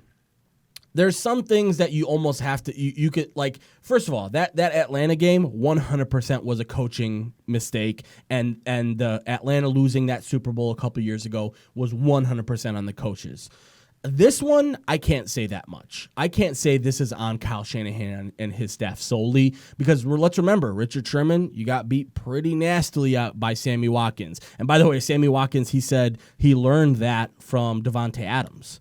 The week before, Davante Adams had beaten Richard Sherman one-on-one on the inside, and he was watching tape and said he saw that tape and he saw that Richard Sherman was going to be. And remember, Sherman doesn't like one-on-one guys. He does not. He likes zone because it allows him to use his instincts more. But you saw, and this is tough to say, but he athletically, it's tough for him now. You could tell the injuries have sort of, crept up to him in his career. There was a couple separate times where Tyreek Hill made him look really foolish. Like Tyreek Hill, I remember on one hitch, it was like an 8-yard hitch, and Hill gets the ball, and you could just see it in Richard Sherman's bones that he wasn't going to be able to tackle Tyreek Hill, and he just kind of flung his body towards one end, and Hill obviously, let's just say this, Kansas City won that game, and I don't want to be the guy who says, oh, this was Kyle Shanahan losing them the football game. I typically think right now that the players have had every shot of winning that game and were able to execute on that, and you can blame guys like Richard Sherman, Jimmy Garoppolo, whatever, more than you can blame some of the coaches. I agree with you on that one. And Andy Reid was on ESPN 1000 the other day because I guess him and Yurko are really good friends. Oh, and Yurk. Okay. So they were talking to him, and Carmen had asked him, he's like, dude, did you think that you, or not dude, but coach, did you think that that 3rd and 15 play was kind of like the defining moment when you knew something was going? And Andy Reid had admitted he was searching for that one play that was going to get them that momentum, because you can't count Kansas City out offensively until there's 3-0 in the fourth quarter. Yeah. You just can't. And he was saying that the whole time that he's calling plays, he's saying there's that one play. We can get that one play. That 3rd and 15 play was it. Because once they got that 3rd 15 play, as far as Patrick Mahomes, he could make every throw and do anything that he wanted to, and there was nothing San Francisco was going to be able to do. Yeah. And he was absolutely right, because whatever the defense was doing all game, once that 3rd and 15 hit, they're over there like, oh, my God, I was almost sacking this guy. How is he over there throwing the ball to Sammy Watkins, who's wide flipping open? Like, what the hell? What's going on? And next thing you know, the 49ers are in quicksand. And before you know it, Damian Williams is running a 60-some yard touchdown run to ice the game. So what an amazing story that is for Damian. oh Reyes, yeah. man. Yeah, easily. Undrafted free agent, given up on by Miami. The Dolphins basically release him. He goes back to Miami in a Super Bowl. Should have been the Super Bowl MVP. And by the way, he shared a moment with Raheem Mostert. Both of those guys undrafted free agents. He actually went out in the tunnel and sought after Mostert to basically, give him props and trade jerseys with him because, that's an amazing story, man. Anytime you can make it into the league undrafted and playing a Super Bowl, that's a big deal. Oh, crap. There was something else I wanted to bring up before I bring up the main attraction of what I want to talk about in the Super Bowl. Never mind. If it comes back to me, I will talk about it. Let's talk about the halftime show. Let's. Let me just put a disclaimer out there. I did not watch it fully. I ended up watching clips of it later, and I was very impressed by the choreography. Let me tell you something about Oso Negro. Uh-huh. Oso Negro's biggest kryptonite in life are Latina and white women. Latina and white? Wow. Well, first off, my future wife is fighting later on tonight. That's true. She's white that happens to speak Spanish with a Polish accent. We're going to call her multicultural. How smoking hot is that? Wow. But we'll get into that later on in the show. Valentina, I'm thinking about you, babe. And if you win tonight, come to Chicago. We will celebrate. Matter of fact, next Friday is Valentine's Day. Valentina Day. Yeah. Valentina Day. On Valentine's Day, come see me. As a matter of fact, what part of this? Hey, Steve. So I can make a clip out of this Steve, right here. Yeah, I was going to say, hey, Steve. 117. Because I'm finna put this on my Instagram. I'm gonna tag her in this clip. And Steve, we got homework for you. We need a Photoshop of Valentina and Nick with like a little Valentine sort of thing. We'll talk about that. We'll talk about that later. Yeah. We got to work on this because I think we're on to something. Okay. Here. Yeah. But we had two, not one, but two smoking hot Latina women that was doing the halftime show. Older women too. Wow. Shakira don't look a day over 21. Yeah. God, she was smoking hot. Yeah. And then J-Lo speaks for herself. Okay? Crazy. I enjoyed the show. I enjoyed the show for many reasons. First off, shout out to my buddy. I call him Bobo the Great. He's my longtime friend, dude. We go way back. One of our best friends died many years ago with complications from he had heart complications. He ended up dying. Before he died, when we all used to hang out, he loved Shakira. He loved Shakira so much.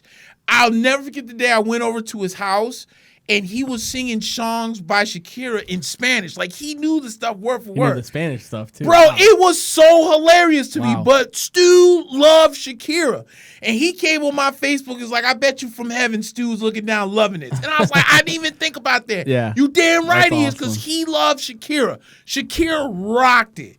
Now, I saw that little video of her doing the little Cameroon-inspired two-step dance to Cotton Eye Joe, and I think it's hilarious personally. Yeah. I understand where the dance come from. You don't have to give me no tutorial what it is. Yeah. I know what a flipping is. I'm just saying it was funny.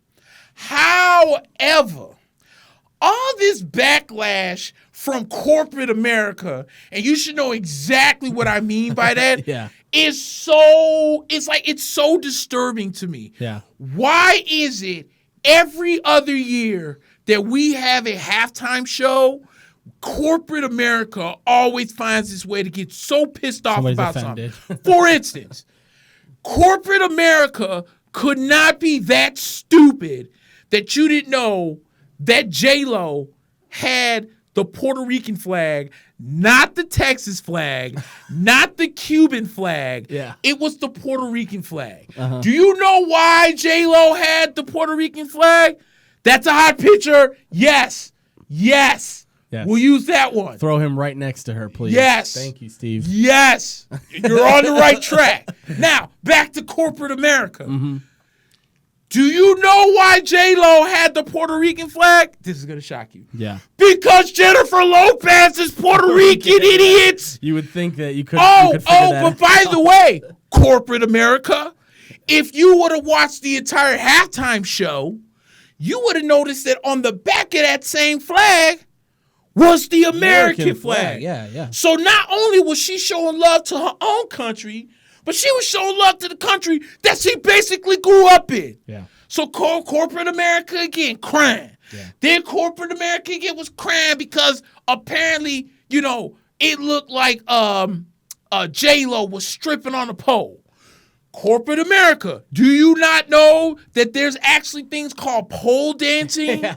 That your wives probably attend. That your wives probably do attend, by the way, corporate America. Yeah. I'm pretty sure when old Betsy goes out and she says, "Hey, I'll be back in an hour. I'm going going out Zumba. With my girls to Zumba." Yeah. It's pole dancing, baby. She is not Zumbaing. No. And even Zumba has got its little sexy moves from time to time. Because I've done it myself. Yeah. You goddamn right And I have. also, A grown man with a bunch of middle-aged white and Latina and black women in a room doing dance moves. Of course I'm trying to get them points. And before we move too far, Nick, did I miss it? When did we lose the opportunity to fly different flags in this country? I don't know. I don't know. I don't know. I must have missed the memo because even before, I'm talking pre 9/11, post 9/11, I can't remember a time where you were more scrutinized for having a flag that isn't American. I mean, we as Americans, part of the beautiful part about this country is how diverse we are. Yes. And one of the best parts about this country, and it's unanimous across the board, is the ability to go 10 miles here and be around a bunch of Puerto Ricans, and go 10 miles there and be around a bunch of Arabs, and 10 miles there be around a bunch of it's this awesome feeling of diversity. And I miss the memo about us not being able to have different flags anymore. You know when that memo kind of came out? And it came up in my it actually came up in my memories because I was clowning them for it. When I used to drink Coke religiously. Now I don't get the game twisted. This Coke right here is energy, zero sugar. So there's no sugar in this. But do you remember that one commercial when they were singing America the Beautiful in all languages, including English? Yeah, that's right. And corporate America lost their goddamn... How dare you sing that song in any different language. Dude, this is not the Star Spangled Banner they were singing. It was a song that Ray Charles made singing about America, and everyone and their mama thought that should have been the new national anthem, but it's not. Yeah. But in the biggest melting pot here in the entire earth, you're upset that some Chinese guy that left communist China to come to the United States to make a better life for himself couldn't sing America the Beautiful in Chinese? Corporate America blows my mind. Because 2 years ago, when Beyonce came out and did the whole Black Panther fro thing, corporate America lost their mind on that. But last year, when that jackass from Maroon 5 came out there with A$AP Rocky or Travis Scott or whatever his name is, and took his shirt off, corporate America didn't complain then. Don't give me that crap. I'm so sick and tired of it. It's every other year.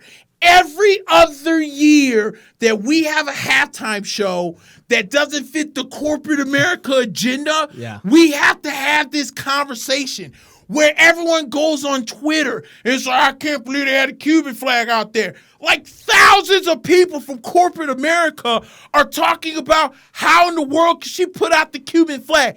You cannot live in that big of a box to not know the difference between the Cuban flag and the Puerto Rican flag. Meanwhile, on Green Street, you're going to talk about our same president who said, and I quote, "Congratulations to the Kansas City Chiefs. Kansas City, Kansas. They don't play in Kansas. Kansas is proud of you, Kansas City. Kansas is proud of you. What a great state. They should be happy." Yeah, you're right, because Missouri doesn't exist, Nick, right? Nick, I don't want to harp too much on the subject, but can I ask you a question? Sure. If the Super Bowl halftime was that same exact show, okay, same choreography, same everything, same outfit, same everything, was done by Taylor Swift and Kelly Clarkson. There's no complaining. Okay. Kelly Clarkson. Wait a minute. Time out. Let me not stop. Kelly Clarkson. She's a little out of the game. Let's not even Ariana Grande because she tries Everyone to claim, loves Billie Eilish apparently. Let's throw her in there. No, but Billie Eilish tries to be too. She tries to be a little bit too. Yeah, she doesn't like. Whites don't claim her. Yeah. Whites don't claim her. Yeah. No, I'm saying let's take this clean cut. Taylor Swift, who's another good example of this. I can't even. I'm so out of the game. I can't even think of another example of this. Let's not use. Let's just say 2 Taylor Swifts, okay? Okay. 2 Taylor Swifts. Okay. Do you think there's anything close to this backlash? No. I don't think so either. No. And I think it shows Celine, of the. No, not Celine. She's older too. No, yeah. Let's say Britney came back. Yeah, and Let's honestly, say Britney Spears came back. And remember, Britney got a lot of shit too. Like Britney got shit about this and this and that. And remember, she had that one stage where she was going through some shit, and everybody was on her, on her ass about shaving her head and this and this and that. But I'm just saying that I want to make the point to people that when people say racism, like when somebody says that's racist. Now, because we've been so conditioned to everything being racist and everything is this, that people just sort of brush it off and say, there's no way that could be that. But I just want people to analyze in their heads what it could be that really upsets people about this specific halftime show and why it can be a little bit more than just Shakira and Jennifer Lopez were too sexy. No, I think a lot of it has to do with who was in there, and the message that they were hoping to send there, which it turns out wasn't. I thought it was mild compared to what we usually are used to seeing, and it's pretty crazy that there is this backlash. This is why I got out the halftime show. Shakira still has hips, and she's still sexy as all hell, and can sing, and can still sing. Right. What I also saw was a 50-year-old Jennifer Lopez who, in my personal opinion, has finally found her zen in life. Remember, Alex Rodriguez. J-Lo has gone through a lot of guys. Yeah, she has. The one dancer in her video, P. Diddy, Mark Anthony, some other dancer. I was going to say like 4 backup dancers. 4 backup dancers, P. Diddy and Mark Anthony. Not a bad list, And all of a sudden, here comes A-Rod, and it just seems there's this glow on both of them. Not just on, because remember, A-Rod went through some shit too. Oh, yeah. A-Rod was dating Kate Hudson and when he all of a sudden had his founder youth when he went off in the 2009 World Series. Yeah.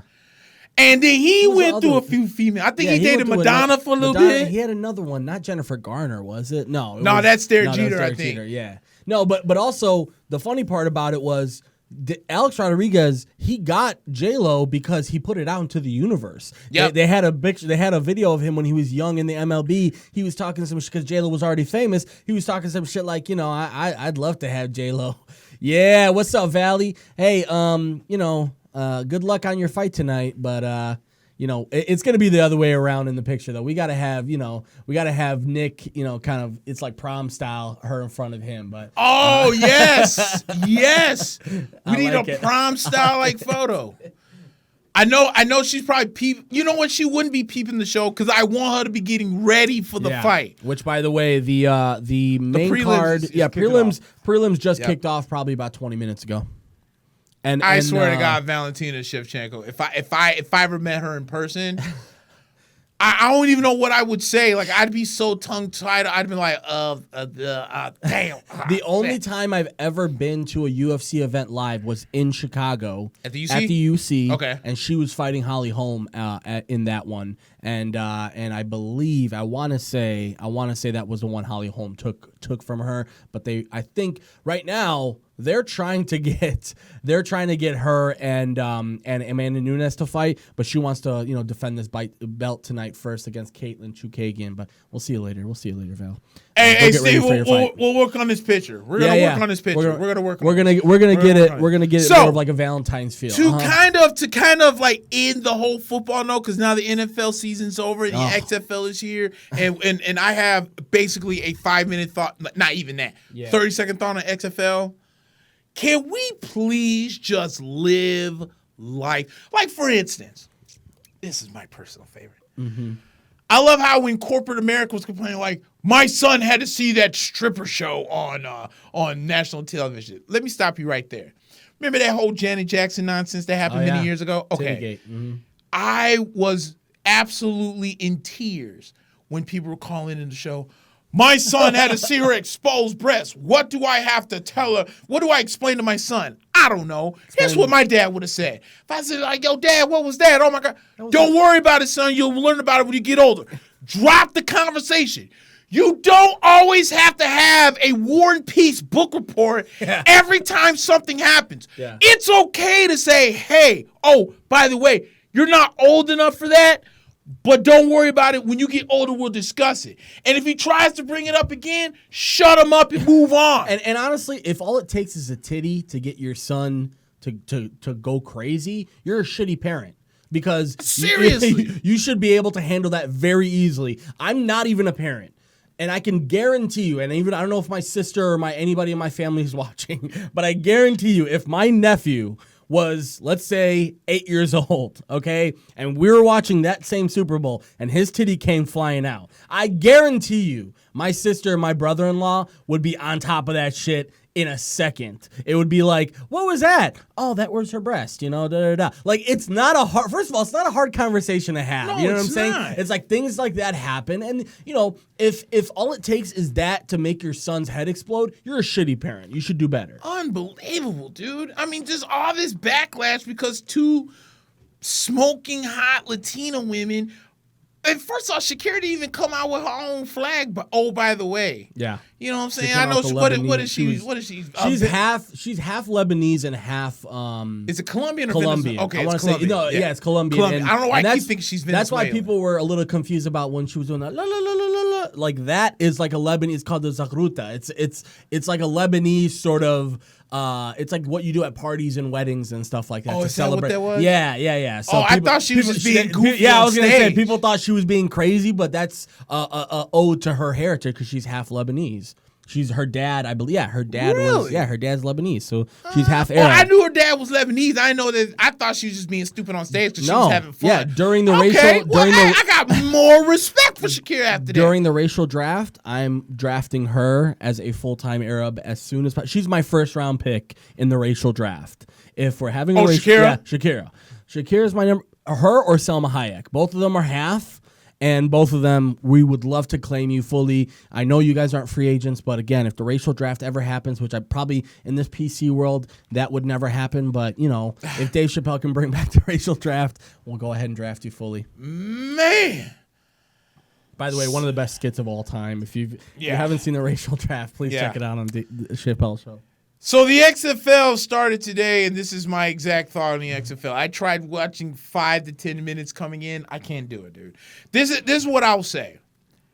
If I'm home and I'm really not doing anything, there's nothing on. There's nothing like the Knicks aren't on, the Rangers aren't on, the NBA games that are on, I'm not really interested in. You give it a shot.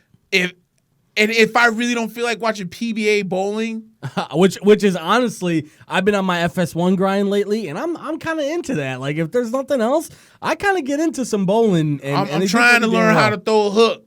I'm trying to be that guy. They make it look easy on that. Oh, shit. don't they? But it is with the wrist, and it's not. Like, I already know it's not. So with that being said. That's the only way I watch the XFL. Yeah, I'm not like breaking any appointments to be like, oh no, I need to watch the Tampa Bay Vipers take on the New York Guardians. Not happening. I had somebody ask me if I wanted to play XFL fantasy. No, I've been extra. I'm like, dude, come on, man. No. America cannot be that. Like, can't be that bored. You feel what I'm saying? like I'll look at it like this. I understand for the purpose of the league. Right. Like, it goes back, it goes further than just guys wanting more football after the NFL season. Right. Here's a league where those that are in the transfer, because they had, what's Andrew Luck's, Oliver Luck, who's the dad of Andrew, who's the commissioner of the league. Yeah, he's very plugged into the NFL for a long time. Very plugged. Yeah. First off, the way he was talking, it sounds like Andrew's not coming back anytime soon. Which I mean, I would have guessed that because it was very definite in his retirement speech, like he's done. Yeah. Right. So I don't think he's going to be coming back anytime soon. What if the Patriots come calling? Dude, you know what? You never know, because look at it like this. I thought Ricky Williams was done when he went to go find himself and walk the earth. That's right. Yeah, and remember when he came back, people were like surprised that he came back, and he was half decent. He was half decent. He wasn't that bad. Took him a little time to get his feet wet. Baltimore, in Baltimore, yeah. Took him a little time to get his feet wet, but he got there eventually. Yeah. My thing is, this is really a league for guys who are either in the transfer portal. Yeah, that needs some exposure in the NCAA, or guys that need a second chance because something went wrong. Yeah, or guys, honestly, there's a lot of guys that you're going to be watching the XFL that never had a shot at NFL, right, but are okay at football. You know what I'm saying? And it's okay for those guys to have jobs too, you know? But that's what I'm saying. You can't watch XFL and expect NFL action. And that's kind of why, like, I'm saying I'm not trying to break any appointments to watch it. No, because my first mental thought is exactly that. Yeah. Where I'm like, okay, what am I getting here? What am I getting? Yeah. Am I getting like some NFL action? If I watch it, and then I might recognize 2 or 3 names, but I don't hear nothing about them. Exactly. Yeah. Josh Johnson and some of these other guys. I'm just gonna be like, I don't really want to watch this. Christine Michael. I thought the perfect sort of thing for the XFL to be was to try and do what the AFL did, which the AFL, remember, when they came up, they tried to affiliate themselves with the NFL right away to be the off-season football. So they were on NFL Network when in their short-lived time. They were like almost attached to the NFL. I thought the XFL would have been smart to do that, but now that I look back on it, I'm probably wrong about that, because I think right now what the XFL is doing is very refreshing. It's going to, first of all, it's going to make you evaluate what NFL football is too. Right. Like, for example, I saw their kickoff today. I think what happens is you basically you're still kicking off from the same part that you're usually kicking off. Right. But the defenders are now 10 yards ahead of the receiving team. Yep. So everyone is lined up within 10 yards of each other, and then 10 yards behind the receiving blockers is the receiver for the kick. Nobody can move until the receiving team catches the ball. Yep. I thought that was really cool. First of all, you're going to avoid a lot of injuries that way. Yes, you are. So you don't have to eliminate kicking in general, which, by the way, is on the table right now. A lot of people, and by the way, there's also a lot of people saying the NFL better be ready for some strikes coming up here. Because they're not. I think I want to say it was the NFL. I want to say it was the NFL that said players need to be ready for a possible 2-year lockout after 2021. So NFL players have to start coming to the table with more concrete ideas of what a better league is for these players, and I think the XFL is going to be a good sort of barometer for that. Maybe it is a kickoff rule. Maybe it is the way that. By the way, the XFL is going to try and. They're going to be changing things as the season goes along, which is smart. You want to be able to make changes in real time and be able to gauge how the fans are reacting to it. Right. So, all the best to them. Vince McMahon is the guy behind it, I believe, right? I want to say he's like one of the sole guys who's putting a lot of his own money in there.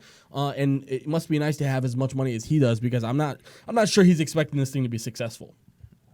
I think he's probably like, if this fails, it fails. Who cares? Right. Yeah. Shoot. I mean, he put, $500 million into the XFL, supposedly?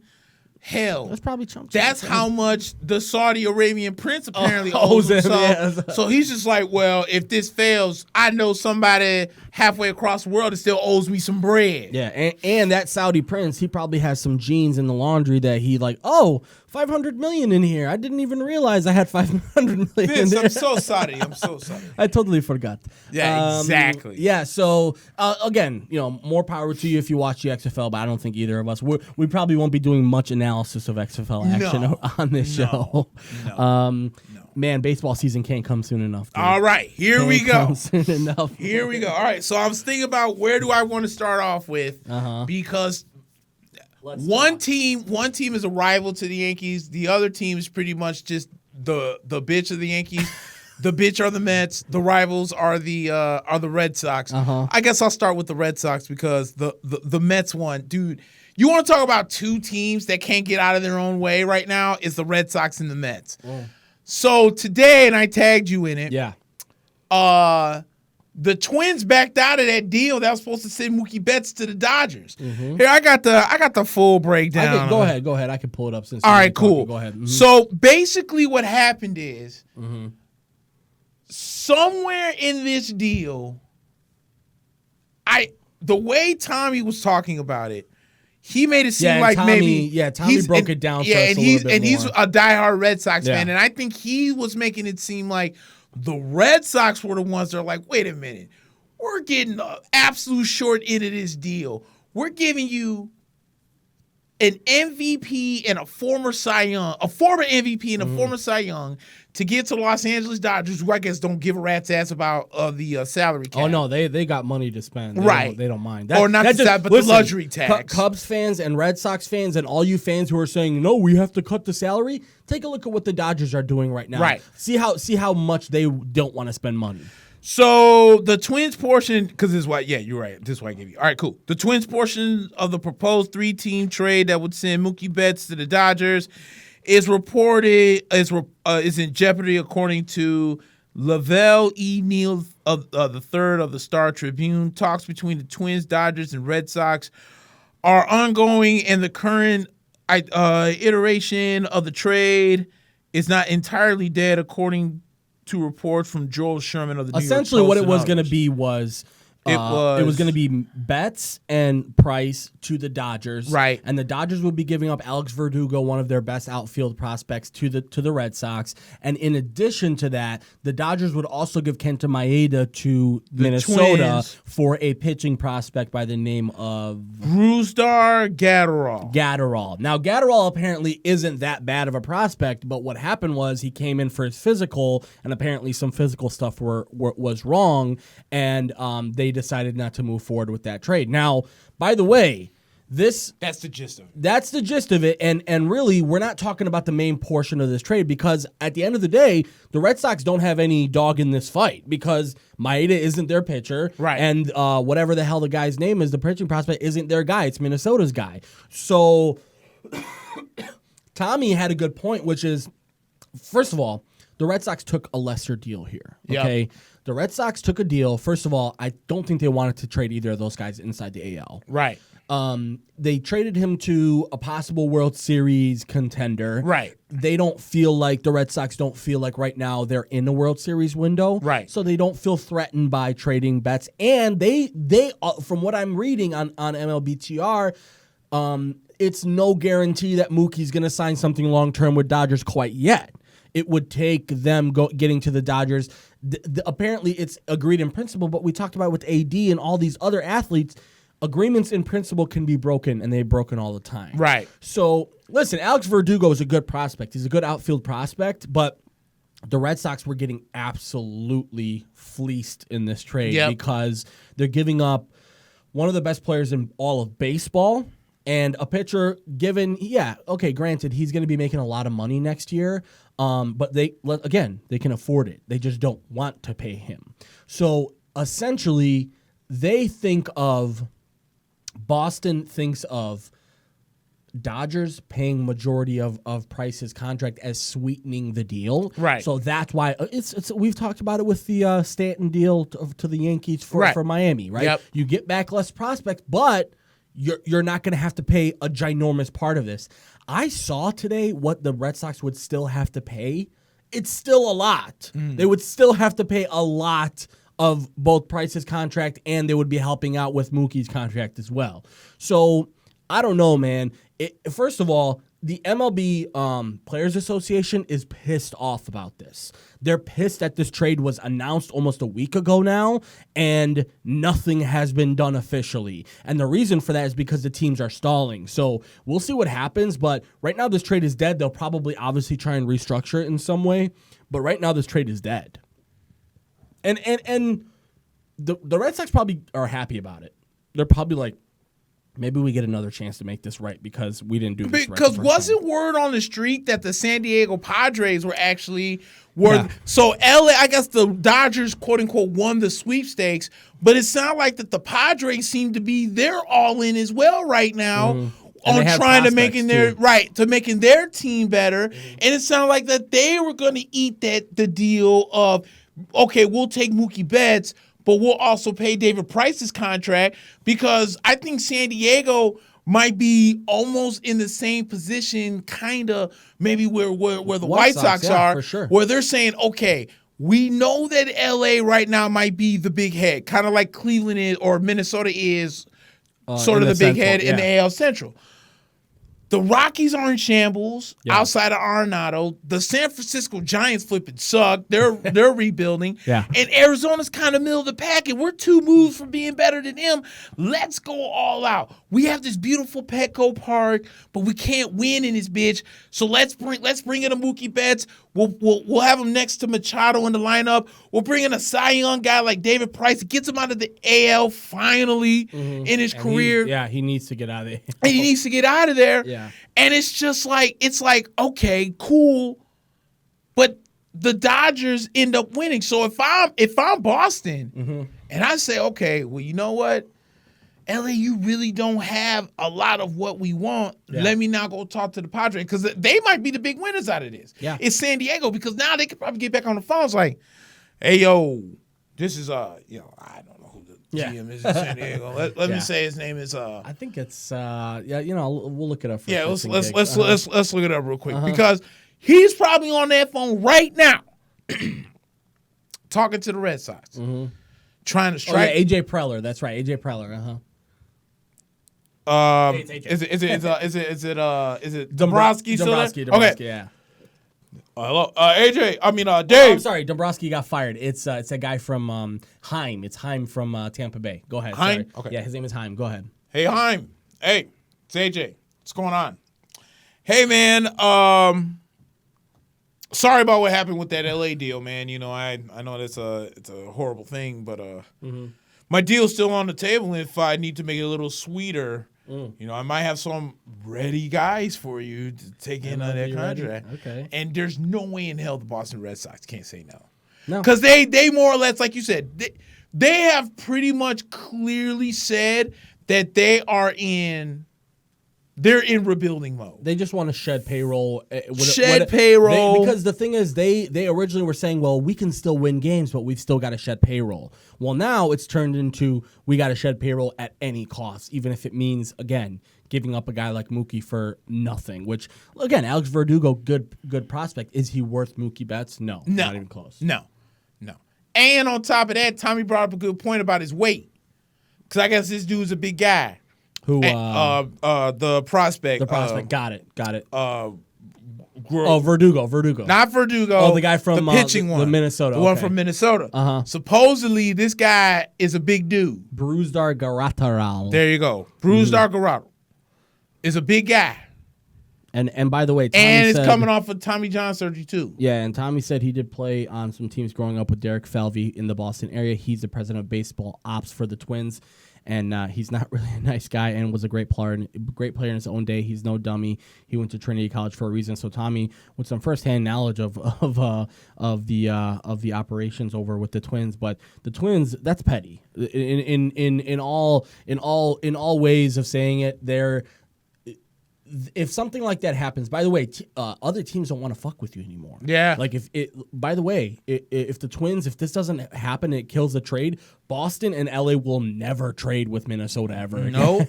So at least not with this regime, right? Or they'd have to, yeah. Yep.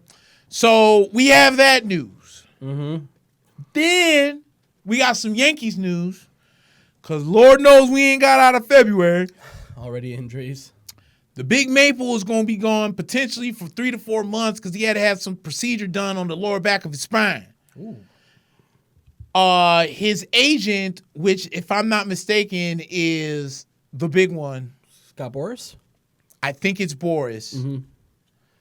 Said that he will not be out that long. It will not take 3 to 4 months. They're thinking it could be either from 1 to 2 months. So if you're going to tell me that the Maple's going to miss all spring training, which is fine, March, which is fine, get him into AAA, get him a couple of starts, and he'll Herman be up has to serve 80 games this year. I think it's 80 more. 80, yep. Okay. Because he served so many, whatever he some at the started end last year, in the last year's time served going in this year. Mm-hmm.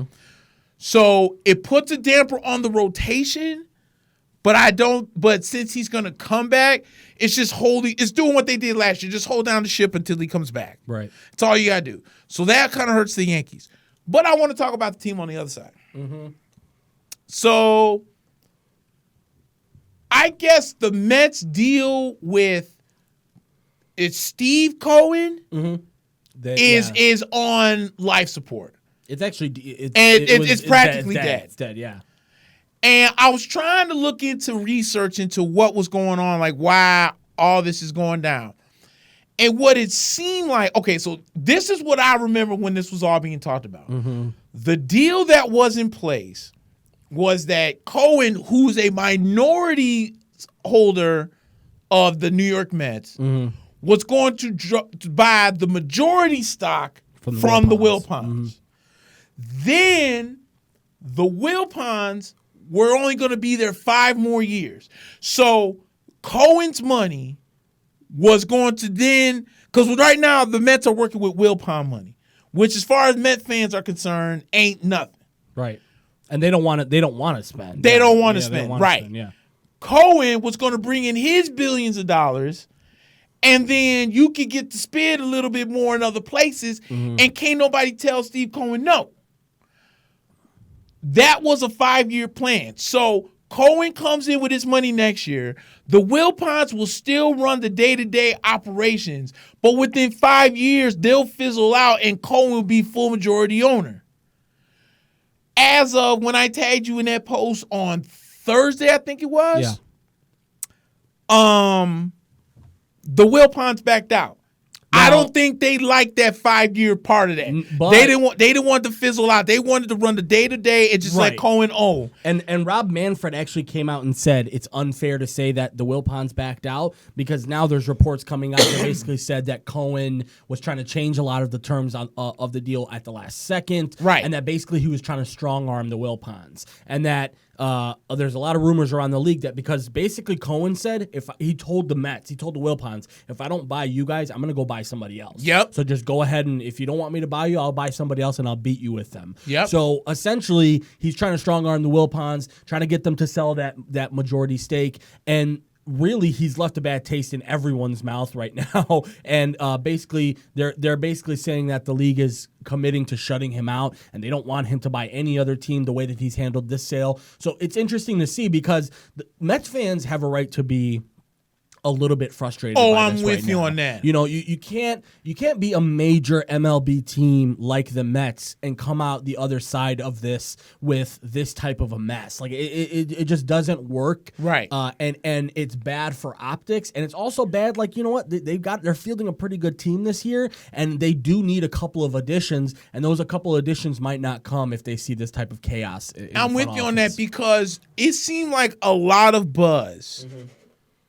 Is coming that you're going to get Cespedes off the books.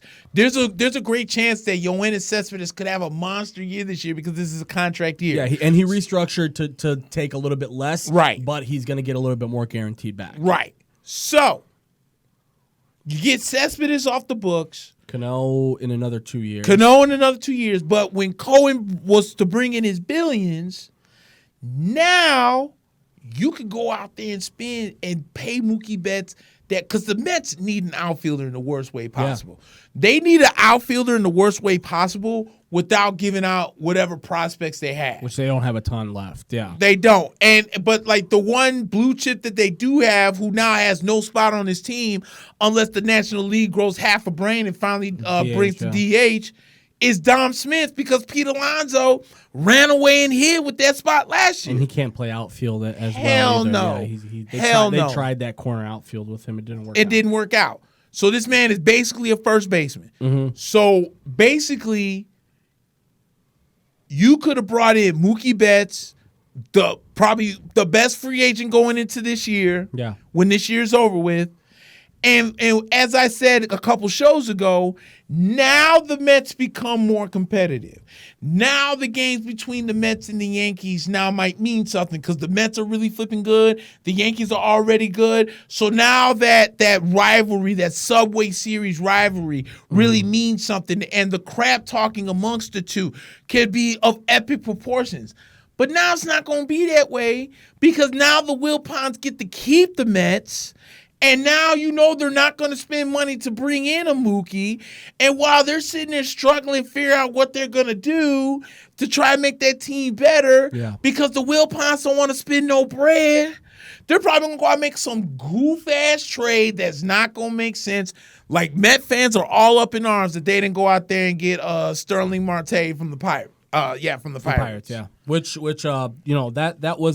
that was a perfect trade for them. Like, they didn't. Perfect. I think he went to Arizona, right? And Arizona didn't really give up much for him. Either, I guess they were asking for Brandon Nimmo, and the Mets said no. Why are you so married to Brandon Nimmo at this point? I don't know. He had a half a great season. I have a buddy who's a Mets fan, and he said the same thing. He had a half a good season, and since then they've just been obsessed with keeping him around. Remember, they didn't want to trade him this year for another big guy at the big fish at the deadline. Like, the Mets at this point have to shit or get off the pot. Yep. They're halfway on both sides right now. They're halfway on the side of, like, we've got a competitive team, but man, we're just a couple pieces short. And they're also halfway on the side of, like, we're not good enough to be a World Series contender right now, but we're right on the cusp, and they do need that mover too. My thing is, like, I thought that the haul for Mookie would be a lot more, even if you are taking on the David Price contract.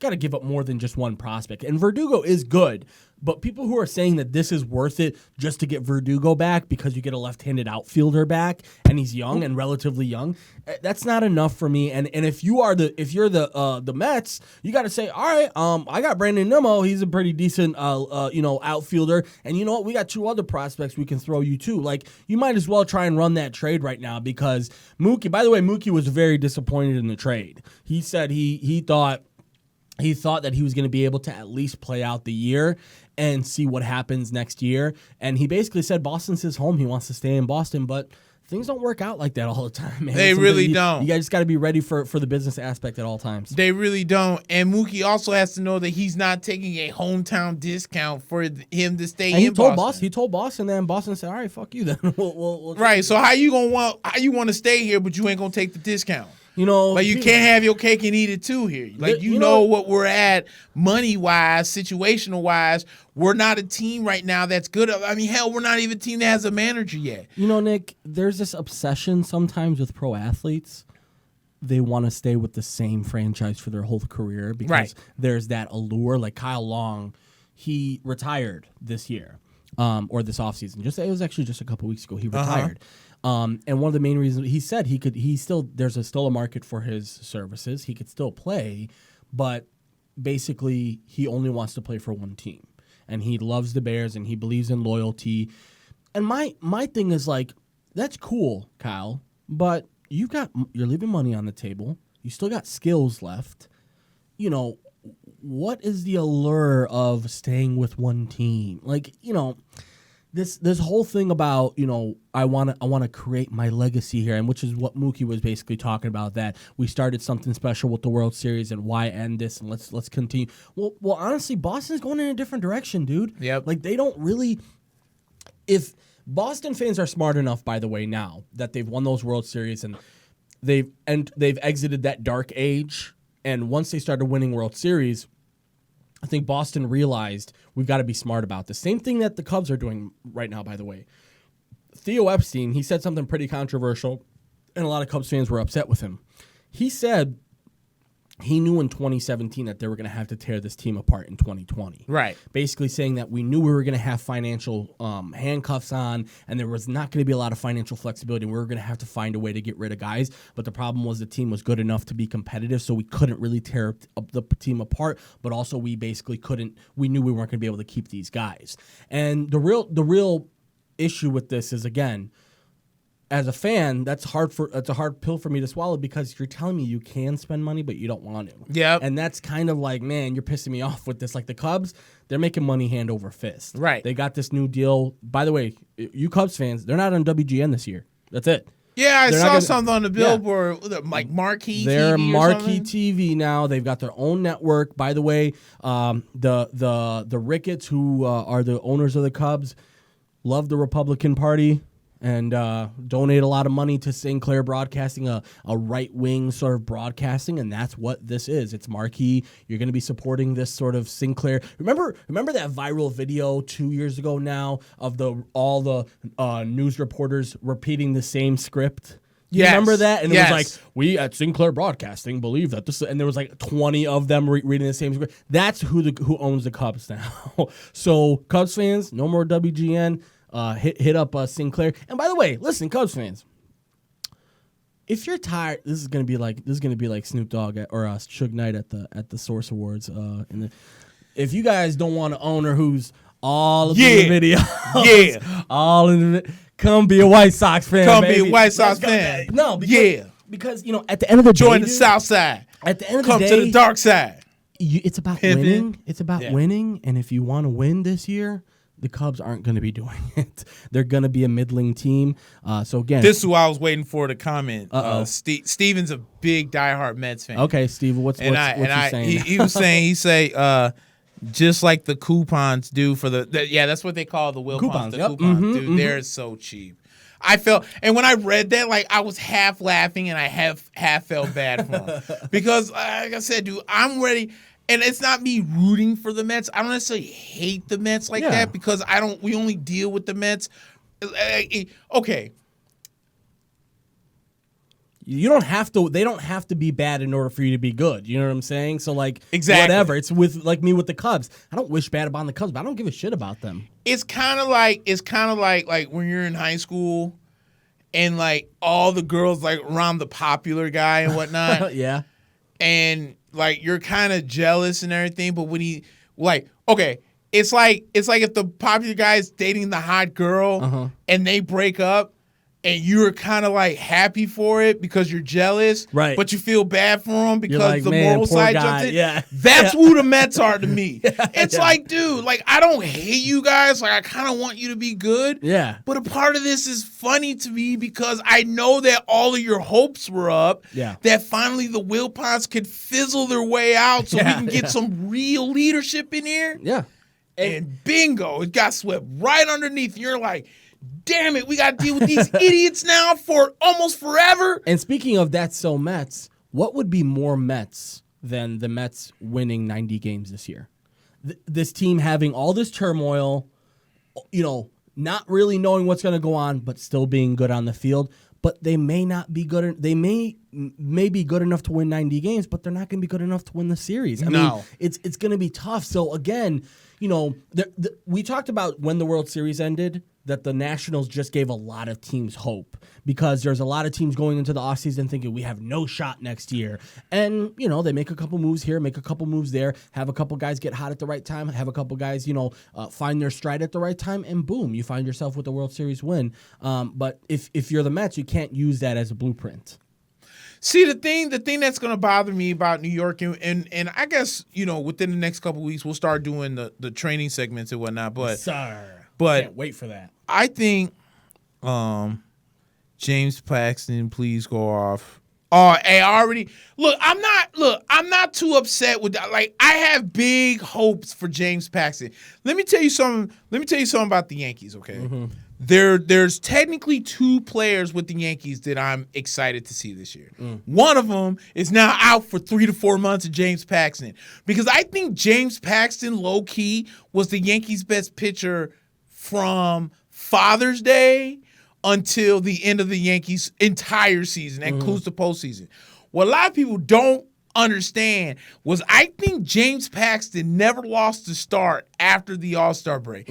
And if you remember that start that he had against the White Sox, because in those first two games that I happened to go to, it was around my birthday, as a matter of fact, those first 2 games were not good games. No. The Yankees came out looking like complete They ass. did, yeah, and the White Sox beat their and ass. the White Sox beat the the first game, J Happ was fine, and he had that one bad inning what gave the White Sox the lead, and they took it away for the win. Yeah. That second game, I think, was CeCe's game. He was absolutely horrible. Yeah, it was bad that game, yeah. So then you get the third game. I think that's Tanaka's game. He pitched well to win. But James Paxton came out that day on Father's Day and absolutely lit him up. He was on fire. And I think he lost one start after that, and he never lost a start after that. Yeah. With all the talks about Tanaka and all the talks about Severino coming back and Herman got in trouble and Happ struggling, James Paxton went quietly. He went like 16, 17, and 9 last year. Yeah. A lot of people, they missed out on that. I'm thinking a fresh James Paxton on a contract year, which I think he's going to get that Patrick Corbin money from the Yankees. Yeah, and probably more Because they'd be stupid to let him go. Yeah. Now you're out 3 to 4 months with a spinal injury, and I don't know why he waited this long to do it. But I mean, I'm hope he gets okay because I want to see him pitch. I'm more excited. There's nothing against Garrett Cole. I know what I'm getting out of Garrett Cole. I just want to see the Cole, Severino, Paxton 1, 2, 3 train and see how that goes. And when Herman gets back, you got a nice back end of the rotation. And let's be honest, it's not like the Yankees can't go out and get another starter. True. There's going to be opportunities throughout the season. We see it every single year where you never even think a guy's on the table in the offseason. And then, 2 months into the season, we're hearing trade talks, he's going to be traded. Exactly. So, there's always opportunities. And, this is the perfect time to have injuries happen. Yeah. Right? It's like right before the season. It sucks, but you know what? You've got some time. You can take it easy. You don't have to rush yourself back in spring training. The only thing with the Yankees is, again, getting through June to September. Yep. June to September is really, really important for the Yankees. And it's honestly important in the East in general because the East is always so competitive. It's like... Tampa Bay is not going to go away. Tampa Bay's not going to go away. And listen, dude... Boston, if you think Boston is going to go away just because Mookie Betts and David Price are gone, you're wrong. Right. They're going to still have some pieces to try and beat you. Same thing, obviously the Orioles are going to be out of it, and the Blue Jays are rebuilding. They're trying, dude. But dude, let me tell you about the Blue Jays. They're like Bo Bichette and Vlad Guerrero Jr., it's only so long until the Blue Jays turn into like a White Sox type team. And they have the Biggio down there too. Yeah, exactly. They have young Biggio, they have Bo Bichette, they have Vlad Guerrero Jr., and remember, at the end of people were like clowning them for the Stroman trade, clowning them for a lot of the trades that they made, but all they did was quietly bring in a good farm system. Yep. Now they have good young players up in the big league level. Yep. And again, they remind me a lot of the White Sox in a way. They've White Sox year 2 of the rebuild where they started to get rid of everyone, brought up some of the young guys to get some major league experience, and they may surprise some people because, dude, Bo Bichette was knocking the cover off the ball for like 3 or 4 weeks last year. Yep. Yeah, he was. So and the other guy that I have that I am big on this year is Giancarlo Stanton. If Giancarlo, I'm okay. As a matter of fact, do me a favor. Look up. There was a year that A-Rod hit over 50 home runs for the Yankees and won MVP. God, I want to say that was 2000. You said he hit 50 in there? Yeah. Okay. Let me just give I you think the he years. had like 58 or some crazy. So he had 52. Oh, no, you're talking about with the Yankees. He had 54 in 2007. That's the MVP. 54 and 156 RBIs. What's his numbers on there? So he had 143 runs, 183 hits. That's 54 home runs, 156 RBIs, and a 302 batting average. I'm sorry, 314 batting average, 422 on base percentage, and a 645 slugging. Best in the league. One of the best OPS in the league, OPS plus. Yeah, that was actually one of the best seasons of all time. Okay. By a hitter. Yeah. Okay. He's. I have him up on Baseball Reference, and they have his numbers basically comparable with some of the best ever. Okay. That's the season I expect from Giancarlo Stanton. Oh, wow. That is, I am so high. If Giancarlo Stanton, because remember, the Yankees fired their training staff. you know what you want the Bulls to do? The Yankees already beat you to the punch on that. Right. So we got a brand new training staff. If that man can play, because I don't expect him to play a full 162. So I would say about 150, 45 to 150. Maybe let him DH a couple times throughout the season too. Like, you know, sometimes, dude, the fielding might be the toughest part for some guys like Giancarlo, man. Like, he can go up there and not hurt himself as a hitter, but if you put him in the field too much, you might hurt him. Steven says Paxton went 10-3 after the All-Star break. Wow. But I'm telling you, he didn't lose a start in his last, I swear to God, like his last 8 or 9 starts, he didn't have a loss. Wow. Either when he came out of the game, he had the lead, or they was tied, or they came back. But I don't remember James Paxton having such a horrible start that he took the L. Right. That's why I'm saying I think, like, coming in with Matt Baker, the new pitching coach, a new voice, that's why I think Jay Happ is going to benefit from this, knowing that he's going to still be with the Yankees. And I think James Paxton is another guy that was going to benefit. But those numbers you just said right there for A-Rod is, for whatever reason, is the numbers that I think Giancarlo Stanton, if he plays 150 games this year, is more than capable of doing. Because the one thing that Giancarlo Stanton did towards the end of that year last year that I thought that finally he started catching on, he started to get that eye. Because there's times where you could throw the crappiest slider in the dirt, He still throw and his he bat is at it. still trying to hit it. He stopped doing that mess, especially in that Minnesota series. Yeah. He stopped doing it. So when they started giving him fastballs, now all of a sudden, remember, the Yankees went 5-0 last year in games Giancarlo Stanton played in. So if he was in the lineup, no matter, he could have went 0 for 4, 3 for 5, whatever. The Yankees were good. They were good. They didn't lose a single game. That's got to mean something. Yeah. Even if he's not hitting, the fact that you know this man can hit a 500-foot home run without blinking And puts fear in pitching staff. And to further connect him and Alex Rodriguez, you remember remember those couple years when Alex Rodriguez got to the Yankees? He was swinging at everything too. Exactly. And a lot of people were giving him shit because he was swinging at everything. And next thing you know, about a year or two after that, you started to see him have success, and it was mainly to do with him being more patient at the plate. Right. And you can see it by the numbers. His OPS was through the roof, and his on-base percentage. You know, all you really need right now, if you're the Yankees, is health. Yes. Right. You just need that health, and you need the ability to sustain between spring training and June, so that when June to September comes, you're ready for it. Because at the end of the day, again, I think it's going to be a dogfight in the AL this year. I really do. I think the NL, for some reason, I think obviously the East is going to be really good.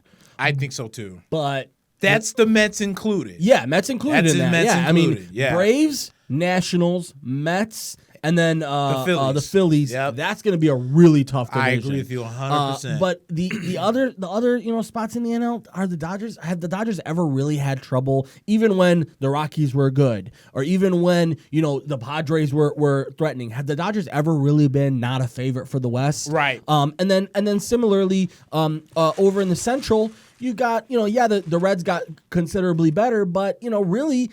This is kind of the tale of almost the same sort of scripts for a lot of these teams, where the Cubs, trying to strip away some of their talent, and then the Reds are getting a little bit better. The Pirates obviously remain to be bad, but the Brewers and the Cardinals, the Cubs and the Reds now seem to be in the same conversation.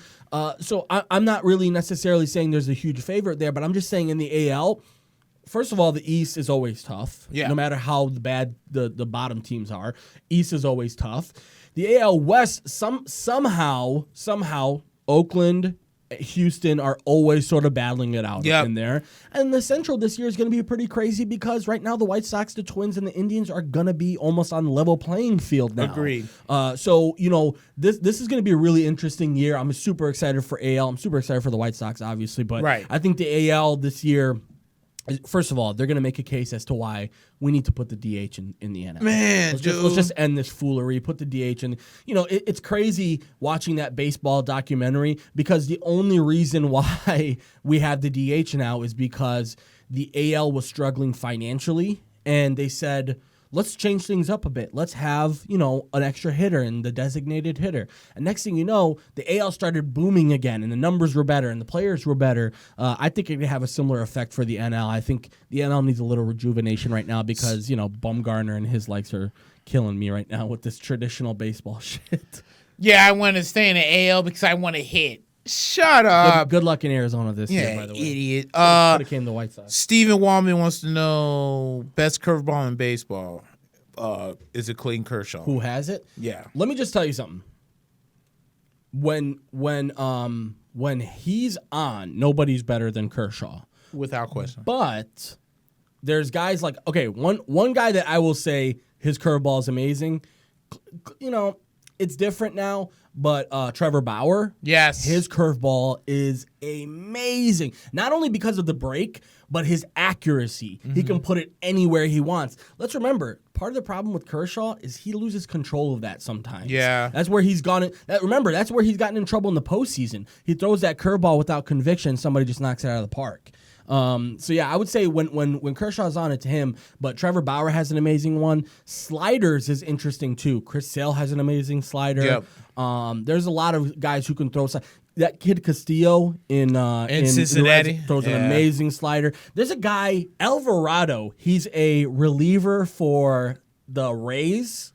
Is that the one that throws like the amazing two-seamer? A two-seamer that almost moves in midair. He also has a curveball that goes crazy. So yeah, there's a lot of really good ones. I know he throws more of the knuckle curve, but Justin Verlander's knuckle curve is still pretty effective too. Oh yeah. And that's all shades of showing homage to the man himself, Mike Mussina, who perfected the knuckle curve and pretty much what made his career. Towards his later days, he only really threw like 90, 91, especially as in the tail end of his days with the Yankees. But you always knew that knuckle curve, it's like Mariano with the cutter. Like he didn't throw it all that fast as his career went on, towards the tail end. But he was still so pinpoint with it. And Mike Mussina's the same way. And you could know he was throwing it and still not hit it. And still not hit it. Yeah. Exactly. Yeah. So some good ones out there, but I'm with you, man. I'm so excited for the baseball season to come up. We'll probably start the National League, so we just get that out of the way. Get them out of the way. Yeah, we'll start in the National League, maybe in the East, since that seems to be the most competitive. We'll start with them. We'll start with the East, Central, West, and then we'll go to the American League, the more Premier League. We're going to be talking more about the Standard League.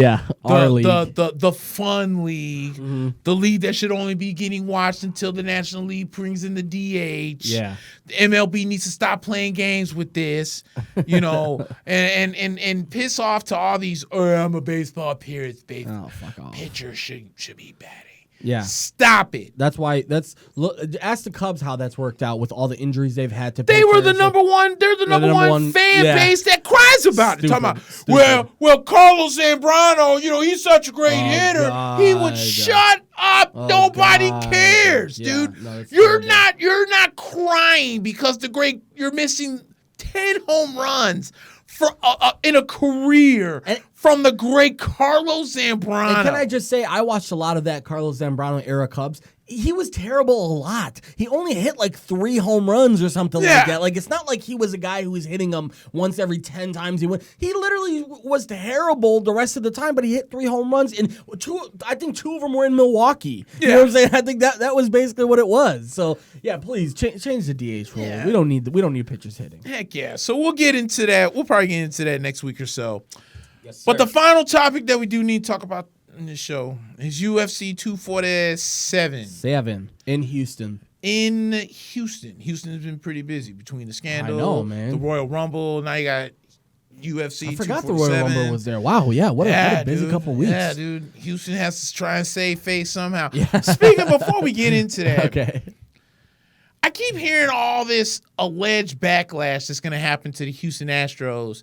Like, are people going to be in Houston because they're going to be upset, this and that? Just beat the crap out of them and let them know that they were cheaters. Yeah. Like, you don't have to bean somebody in the back because you're pissed off that they cheated. Which, by the way, let me get on another rant, by the way. Yes. Speaking of baseball purists, can we please stop saying that Hank Aaron is the home run king when Hank Aaron himself has said that Barry Bonds is the home run king? Who's still saying shit like Dude, that? David Kaplan of ESPN 1000 Cap, shut up. No, Cap, blatantly said he doesn't that count. He's an idiot. I still think Hank Aaron is the home run king because Barry Bonds took steroids. No test, no fail as far as I'm concerned. Yeah. Until I see a failed test, I don't think Barry Bonds did anything. I'd rather just not assume. I hate to bring politics into this, but that's almost like people saying, Trump's not the president for me. Yeah. Listen, dude, I don't like the dude either, but he is the president. He is the president of the United States. That's just, there's a difference between stubbornness and just delusion, right? Like, you're delusional if you think Barry Bonds is it because he literally is the home run king. He's the home run king. No matter what your opinion is, he's literally the home run king. And not only that, but Hank Aaron, who, if I'm not mistaken, is the godfather of Barry Bonds. I was going to say, yeah. No, that's Willie Mays. Is it Willie Mays? Okay. Yeah. Because he's a San Francisco guy. That's right. That's right. Yeah. Okay, I do get that mixed but up. you're right though, because Hank Aaron did give him the blessing while he was still alive. Yeah, for sure. Yeah, gave him the blessing. I mean, come on, man. This don't make no damn sense. Barry Bonds is the home run king, dude. Can I just say, let's stop with this nonsense. David Kaplan's an asshole. I don't like him at all. First of all, he's a Cubs homer who's even bad at that. He's bad at being a Cubs homer because he is a fair weather fan. He loves them when they're great, and when they're bad, he just loves picking on them. And he thinks he's like Stephen A. Smith in a way. He thinks that like fans like him because he's edgy and he was talking shit about Darvish. Darvish, you're no good. How dare you? And it's like, dude, he was one of the main guys talking about how that Madden was a big problem with this team, and I'll be honest, dude. I wouldn't be surprised if we hear from Joe Madden in a couple years saying, like, dude, I love Chicago because of X, Y, and Z, because we don't know a lot about what happened. Right. Remember, when he left, both of us said that exit press conference was weird. Really weird. It was like they were almost like sitting next to each other and saying the opposite things of each other. And like Madden was saying, I just think it's time to move on. And then, Theo was like, well, maybe it's best for both parties. And it just seemed like a weird breakup, like that was happening live on TV. Right. We're going to hear more about that Joe Madden thing, but I wouldn't be surprised if he comes out and says, dude, the media is terrible. First of all, the media in Chicago isn't that bad. No matter what people say, the media in Chicago isn't that tough. They're just idiots. Like Joe Cowley and David Kaplan, and they're idiots. Like Joe Cowley gets credit for being hard on the Bulls. Good for you, Joe Cowley. You still suck. Yeah. You still were one of the guys who drove Derrick Rose out of town because you wanted to talk shit about Derrick Rose in every single column. And then later on you said, maybe I was a little bit tough on Derrick Rose. Yeah, maybe you were, you jackass. Like, this is the thing that people don't realize. New York media is tough. They're tough on the athletes. Yeah, they are. Chicago media is just jackasses. Complete warrant. Hold on, let me mark this. Please mark that jackass David Kaplan and Joe Cowley. Screw both of you. UFC. That's great. UFC. But look at it like this too. Yeah, please. I be feeling the same way, but see, people don't want to listen to me because you're a homer Nick, you're a New York guy. But because you're a New York guy, and now what people can't say anymore. How could you love New York but you've never been there? You can't use that excuse no more because I've been in that bitch twice. And in August, I'll be there for the third time. So you can't say that anymore. Nope. Okay? And on top of that, shit, if I was rich, I would never come back home. I was going to say, you'd be there. You know what I would do? I would put a camera in the studio in the room so that we can continue to do this show. Yeah. Because of course I love exactly. Yeah, do a remote. So you have half the screen's your face, half the screen's my face. You still get shows. The show would go nowhere. I would just be what I consider home. Our ICB classmate, Mish, yeah, his wrestling soup, for years I listened and didn't realize they were in different cities. Oh yeah. I know Joey's in Boston. I know they're audio only, but still, they made that shit work well. Man, Mish is a G. He's great. And not only that, I'm not even a wrestling fan, and I love that podcast when I was listening to it. It's a very good podcast. They're both very good at what they do, and they know their shit, too. Yeah. You can tell. And also, I love that they ruffle feathers within the wrestling community because a lot of wrestling guys, especially like establishment wrestling guys, don't like them because they talk shit about, the hypocrisy of wrestling. So, you can make that work if you need to. I'm with you 100%. Once you make that move to New York, we'll figure that out. Yes. However, all right. UFC 247. But yeah, dude, I want to bring that up. Stop. Let's all this. I hate this mess. Like, oh, and by the way, Hank Aaron came out and said that whoever was involved in the cheating should be banned from baseball. Now, here's what I will say to that. This actually is my response. Wow, he came out and said that? He sure did. Wow. Hank Aaron was not happy with it. He said they need to be, if you look at it like this, AJ Hinch, I don't know if you heard about that. He's got this interview with one of the really great baseball. Tom Verducci, I think? Yeah, Tom Verducci, And then when they asked him about should there be an asterisk next to the world championship, should the Dodgers really be the world champion, he didn't necessarily say yes, but he didn't necessarily say no. He kind of danced around it without without throwing the Astros under the bus. Yeah, which good for him because he at this point he's not employed by them. He could just throw them under the bus. He could have, right? But he decided because he's probably thinking, man, well after this year's suspension, hopefully there's a team that'll look at me and be like, like the Miami Marlins, like, because who could care about them, right? He could go down there and try and turn them around. No one would blink an eye. Like, oh, he cheated. Well, he's still a World Series champion manager, no matter how you try to break it down. Well, let's be honest, people will forget about that. In another year and a half, he'll be back on the market pretty easily. Especially, let's say, if the Dodgers finally win the World Series, or if the Yankees come back to prominence, trust me, people are going to forget about Karma it. Karma will work itself out. It will definitely work itself out, right? Now, where was I going? Oh, Morton, Charlie Morton. Okay. I saw a notification on my phone earlier today. Charlie Morton says, man, I really wish I would have done something more to prevent it. Why is all of a sudden the Houston Astros and the apologists and these guys now all of a sudden trying to come out with all this cock and ball nonsense about we could have done something. How now because you're caught, you feel like you could have done more for the baseball community. Yeah. Dude, shut up.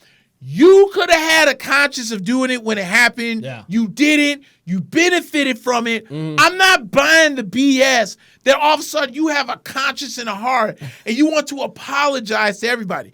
Because I forget who I was listening to. Oh, it was Carl Ravage. Carl Ravage basically called out Jose Altuve and said that of all the times that he has seen people hit game-winning home runs to put them in a World Series, whatever, has never had a guy say, do not rip off my jersey unless you're hiding something. Yeah. And on national TV, this idiot told his teammates, don't rip off my jersey. Knowing he's mic'd up, too. Knowing he's mic'd up, don't rip off my jersey, went to the dugout. 5 minutes later, he was ready to celebrate. That's BS. Yeah. And where there's smoke, there's fire, too. Yes. Even if it wasn't, people are saying, well, it could have just been that he, was embarrassed. No. You don't go out of your way to say something like that without you trying to hide something. Right. Where there's smoke, there's fire. You can't say anything other than this guy knew that he was going to be putting himself in a tough position if he did get his jersey torn off. And I don't really think there's much more investigation that you need to do at this point. Right. The Astros cheated. Yep. And I don't think there's any real way around that conversation. All we really have to do right now is now monitor baseball a little bit more closely. Yep. I guarantee you that this year, more than ever, you're going to see a lot less of blatant sign stealing, meaning in years past, I talked about how I have videos of the Cubs using the head tap system. You get a guy on second, they learn the signs, and you have a head tap system. Okay, fastball is 2 taps. Breaking ball is I'm tapping my leg, something like that. You're going to see that a lot less this year because teams are just going to be so scared that they're like, dude, we don't want to mess up anything right now. Let's just keep playing. But if you want to hear a great response, and not like a woe is me, I'm so noble, I should have done something about it. Listen to Dallas Keuchel talk about what happened. Mm-hmm. He talked about it at Sox Fest that he was very disappointed in what happened, and basically said something along the lines of like, obviously he did make a couple excuses about how we didn't do it every game, and like it's not like we were like always doing it. We only did it sometimes. Fine. That seems like a cop-out. But what he also said was like, this is on us. Yeah, we're responsible for this. We hold this. We wear this. And AJ Hinch and all these guys in the front office that were fired and all these guys that left. And by the way, it's no coincidence, I don't think, that guys were leaving there like clockwork. Charlie Morton won a World Series there, could have came back. He left and went to Tampa Bay. Cole had a chance to come back. Basically made it clear in July, I'm not coming back here, by the way, guys. He made that, and as soon as they lost Game 7 of the World Series, he said, I am no longer employed with I'm the a free Houston agent. Astros. You won't see me with any H-branded logos You anymore. sure ain't lying on that. So, yeah. But here's my final thought on this. You know who I don't feel sorry for, and I will not feel sorry for, is P. Rose. Just because Houston cheated, He's like, can you let me in now? it's not right. That's not all of a sudden the opportunity you were looking for to get your ass in Hall of Fame. Somebody told him too. Hey Pete, maybe you should ask him now that this whole Houston thing. Maybe they'll let you in now.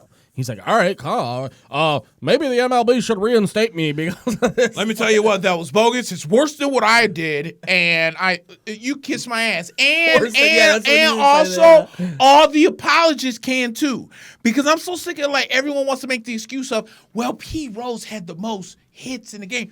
But he bet on baseball that had the death penalty of a lifetime ban. Yeah. You can't lift it. You can't change history and all of a sudden say, well, I guess we can show some leniency here. No, the proof's in the pudding. It's not like a guy, and I hate to use this terminology, but it's not like a guy who got a life sentence and knowing damn well he didn't do anything wrong. He knew he was guilty. And then years later, they find that out that he didn't. No. Yeah. You knew you were guilty. You got busted. You got hit with the life sentence of no Hall of Fame. Live with it. Yeah. I don't care what else could possibly happen in baseball.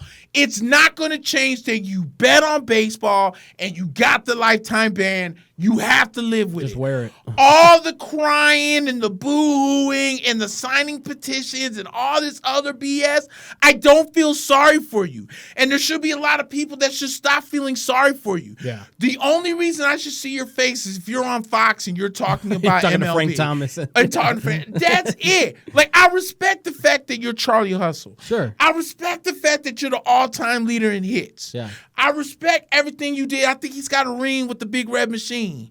Yeah. I respect all that. You still did something that got your ass the death penalty. And that's all there is to it. Simple as that. So let's just stop the parade and let's just all move on with life, because I feel like that's what we need to do. You know what one of my Cubs Cubs fans said? He's like, man, it's kind of like Ron Santo. I'm like, it's not like Ron Santo at all. It's not at all. Because first of all, Ron Santo was just an asshole.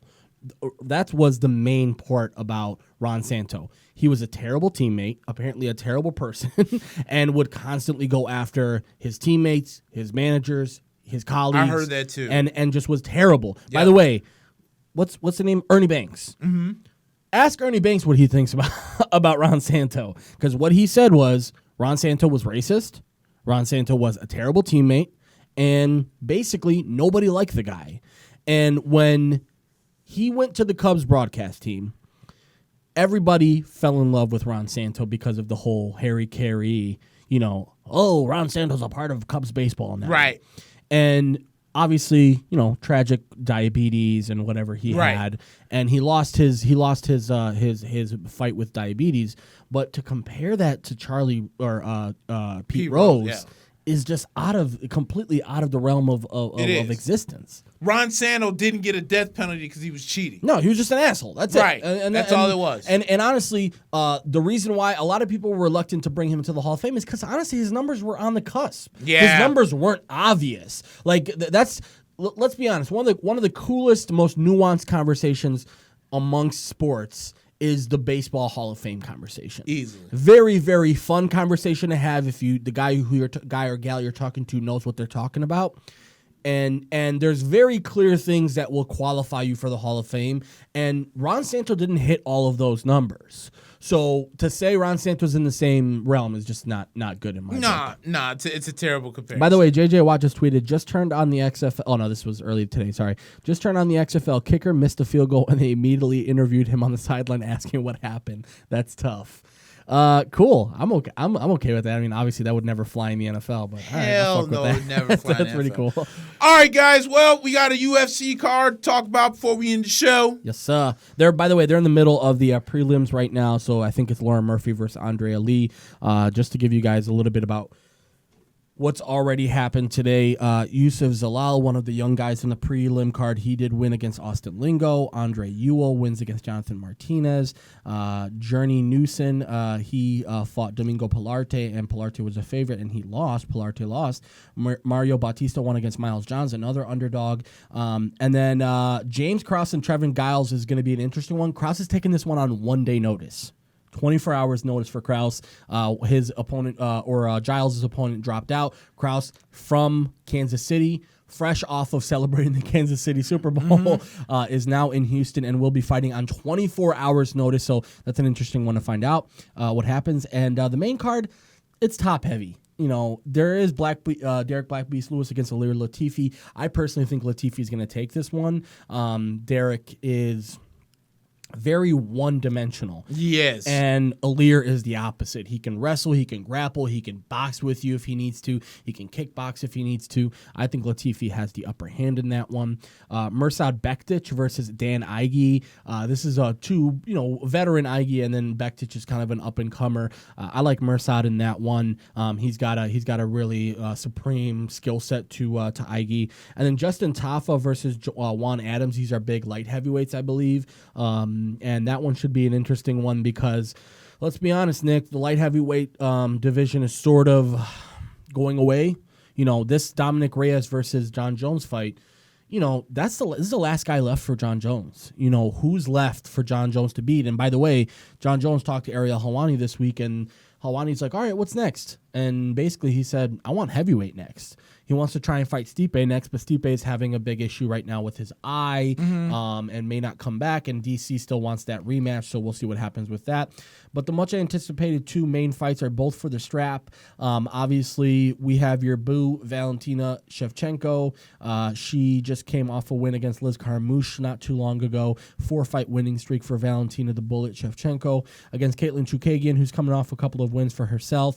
Both of them very comparable as far as the numbers are concerned. Chukagian is actually longer. She's taller and longer than Valentina, which is why she thinks she has the upper hand. Valentina, though, her skill set's so much different. Better jiu-jitsu, better everything. Obviously, I've got to go with Valentina in this one. What do you think about this one? And I don't even have to ask you. I was going to say, you can go ahead and move on to the next fight. Let's move Ain't right no on. way. I ain't trying to lose no points off of this. You already know what I'm rooting for. I almost tried to cock block you right there. Yeah, I'm sorry. what are we doing here? No, so yeah, Valentina should be I a got pretty easy. I got the wifey. Yeah, I got wifey, and I'm very interested to see what happens on Monday if she wins this fight. Because, dude, Dana White, stop fucking around. Just make that Amanda Nunes fight happen.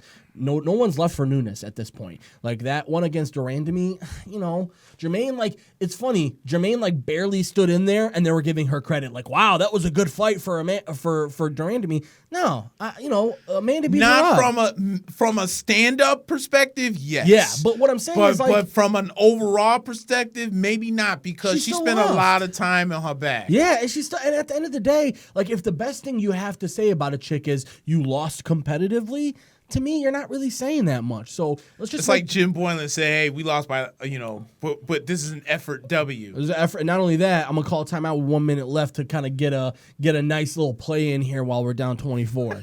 Yeah, and then the much anticipated light heavyweight championship. We've got John Jones, obviously, right now. He is at the top of his game. Easily. And undefeated in the eyes of UFC or MMA observers. That one against Fitch does not count to anyone who That's pays not attention. who we lost to. Who was it? It was he lost to Hamill. Oh, Matt Hamill. That's right, yeah. Matt Hamill. You're right, Matt Hamill. Yeah, and it was because of the 12-6. The 12-6, yeah, and he broke his nose. Yeah. against Dominic Reyes. Reyes is on fire. He's on a six match winning streak. And the big thing for him right now is he is a very one-dimensional. He's a guy who needs to hit you with the left hand, and he needs to do it with combos, but he's never been tested grappling before. He knocked out Weidman in a really easy match, but honestly, dude, if you've been paying attention, is Weidman even worth like getting that riled up about anymore? So not anymore. No. He got the recognition for beating Anderson Silva because he was playing in the ring. Anderson was playing around with him, and Weidman caught him. I mean, yeah. And at the same time, the UFC has done their best to try and build up Dominic Reyes. Yep. It's hard. Yep. It's really hard, dude. Like right now, the UFC's stuck with this whole thing. John Jones has beaten everyone that's gotten in front of him. The closest that anyone came was that Gustafsson fight, and John Jones was on coke like 90% of that camp. Yeah. So like the real challenge right now for the UFC is, by the way, if this fight isn't competitive tonight, if he beats up Dominic Reyes in something like 30 seconds, what do you have left to do if you're the UFC? You almost have to try and push him to move to heavyweight, try and push that Izzy fight sooner, which, again, him and Izzy are going back and forth on social media again. Izzy is now officially going to be fighting Yoel Romero, which I like that fight. Again, that was a tough one for the UFC. Paulo Costa was out, and he was talking shit and then basically couldn't fight. And there's no one left because he beat up Whitaker, because Izzy beat up Whitaker, and Whitaker now is out for the next year, apparently. Yoel was the only one left, and I think that's an interesting fight. So I'm not sure what they do with John Jones at this point, but I got John Jones tonight. It's very hard for me to pick Dom Reyes in anything. Let me give you a parallel on this. Mm-hmm. And I was thinking about this today at work during my mental breakdowns, all at work. Yeah. And I was thinking about this. Now, the consensus is going to be on John Jones. Yeah, of course. But this eerily, to me, reminds me so much of when Chuck Liddell was on his rampage. And he went against, ironically, Rampage Jackson. Rampage, yeah. And there was a lot of people that are like, yeah, what's left for Chuck after he beats Rampage, because that's the only guy he has to beat. True. He came back and beat Randy Couture, and then he came back and beat, I forget whoever the second person was that gave him his only 2 or his 3 losses, and he beat him handily, and then he kept beating up on Tito Ortiz. So then, as the light heavyweight champion, the only hurdle he had left was Quentin Rampage Jackson, and Quentin came in, and it looked like Chuck was doing great until Chuck caught a right hand and got his ass knocked out. Yeah. Now, not saying that Dominic Reyes is going to knock out John Jones, but what I'm putting in people's minds is there's a great chance that there's a chance that something like that could happen. There's always a chance. Because I feel like every time some of these fighters get to that point in their career where there's nobody left for them to fight, because even Anderson Silva was in that boat. And it was Weidman that was like the one that basically, same thing. Who's left for Anderson to beat? Weidman came into that talking a lot of confidence, and Anderson was just talking nonsense, basically saying this guy's a nobody. Right. And what happened? And he got knocked out, exactly. You go out and you beat Chael Sonnen twice, even though Chael really effed up that first one. Yeah. You beat him twice, and then, you're just going through everybody like how not. You kicked Vitor Belfort in the face, beat him in 8 seconds. God, yeah. You beat Lyoto Machida. You're beating everybody. Yeah, he cleared out the division. He cleared the division out until Chris Weidman comes in. So you got Chuck that cleared off the division until Rampage. That was his last test. Yeah. You got Anderson Silva, who cleared out the division until he ran into Weidman, and that was supposed to be his last test. Yeah. Now you have a John Bones Jones who's on top of his game, who's cleared out the light heavyweight, but now here's Dominic Reyes. Yeah. Who might be his last test. So I think there's some to the parallels, but I don't know, man. John Jones is just so damn good, though, that I'm with you. I don't see him losing it, but I wouldn't be shocked. I wouldn't be like, oh, my God, I can't believe freaking out shock in history. The biggest shock. Nah, because we didn't see this movie before. And on top, my big thing with John is this. When there's a guy that John fights and let's just say measurables, athletically, all these is comparable to John, then I will put them sort of on the even playing field. But let's take Dom Reyes, for example. Reyes is a very impressive guy, has run through the division himself and done a great job of winning some fights. Like I said, 6-fight winning streak, knocked out Weidman, has knocked out some of the best light heavyweights in all the UFC. But at the same time, if you look at the measurables, it still heavily favors John Jones. Right. Dom Reyes is 6'4", and so is John Jones. So you would think, wow, they're pretty much even on reach, right? John Jones, 84.5-inch reach. By the way, one of the largest reaches in all of combat sports history. Right. Is John Jones. Dom Reyes, 77. Still almost an 8-inch reach advantage for John Jones. When you talk about a guy in John Jones who his best part of his game is his distance, his control of distance, which I believe will be the winning portion of this fight, because Dom Reyes wants to fight in a phone booth, and John Jones doesn't allow himself to do that. Right. Now, if John Jones tries to get into one of those matches with Dom, he might be in trouble. But I think he's been smart enough to this point, and I honestly do think that John is ready to do the champ stuff. He's ready to jump into the heavyweight, jump back to light heavyweight, do the super fight with Izzy. He's ready for that. Right. Because I think he's getting bored at this point. I think so, you can too. only fight Alexander Gustafsson so much. You can only, he talked up Thiago Santos a lot. He mirrored what you and I said, because remember, that fight wasn't the most impressive on tape, but if you paid attention to Santos, he was doing pretty damn well in that fight. For someone who was really fighting on one leg. On one leg for the whole fight, basically. Yeah. So, and again, Bones Jones came out in the interview with Ariel Helwani and said that was almost one of the toughest fights of his career. So we'll see, because Santos still has a long way to go. I think he's still got like 8 months left until he can return. Yeah, I believe that. So if he does win this fight, John, you might have to start thinking about Stipe. If not, if Stipe lets go of the heavyweight title, why not have DC versus John again for heavyweight title? Let's see it, because right now, DC has come out in the media and said if he doesn't get to fight Stipe, he's done. Yeah. So, and Stipe right now, I hate to be this guy, but it seems like he's running from DC right now, because he had an eye issue. Originally, they said it would be 2 months. Now they stretched that to 4 months.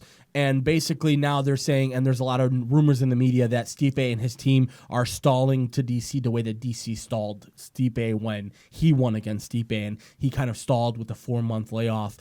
So, right now we'll see what happens, but I think at the end of the day, John has all the tools, and Dominic right now, let's remember, dude, I want to say Dominic only has, so Dom only has 12 fights in MMA, period, and I believe only 8 of those are in the UFC. Right. So he's still a relatively younger guy.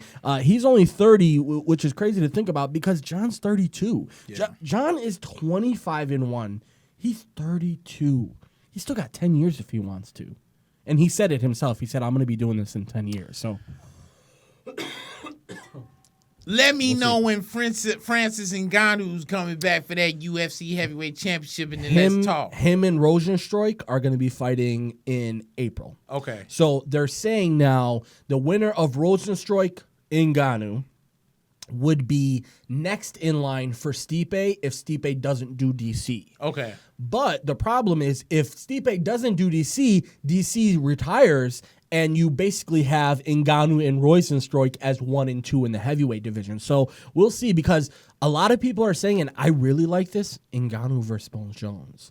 I would love to see that fight, but the problem with that fight is that Ngannou has a hard time. He would have a hard time going down to light heavyweight, because people don't realize how thick this dude is. I mean, he is on another. He's an alien. He's an alien. He's on another level physically. I would love to see Jones go up for Ngannou, because what better way for John Jones to prove he's the ultimate badass than to go and fight the guy that no one wants to fight. Right. Because that's what Rosenstruik, that's why I think Rosenstruik is so amazing. He's only had 5 fights in the UFC, won all of them by knockout. He just beat Arlovsky. He's the one who tore Overeem's lip up, that nasty lip. Yeah. So Rosenstruik has some momentum in this one.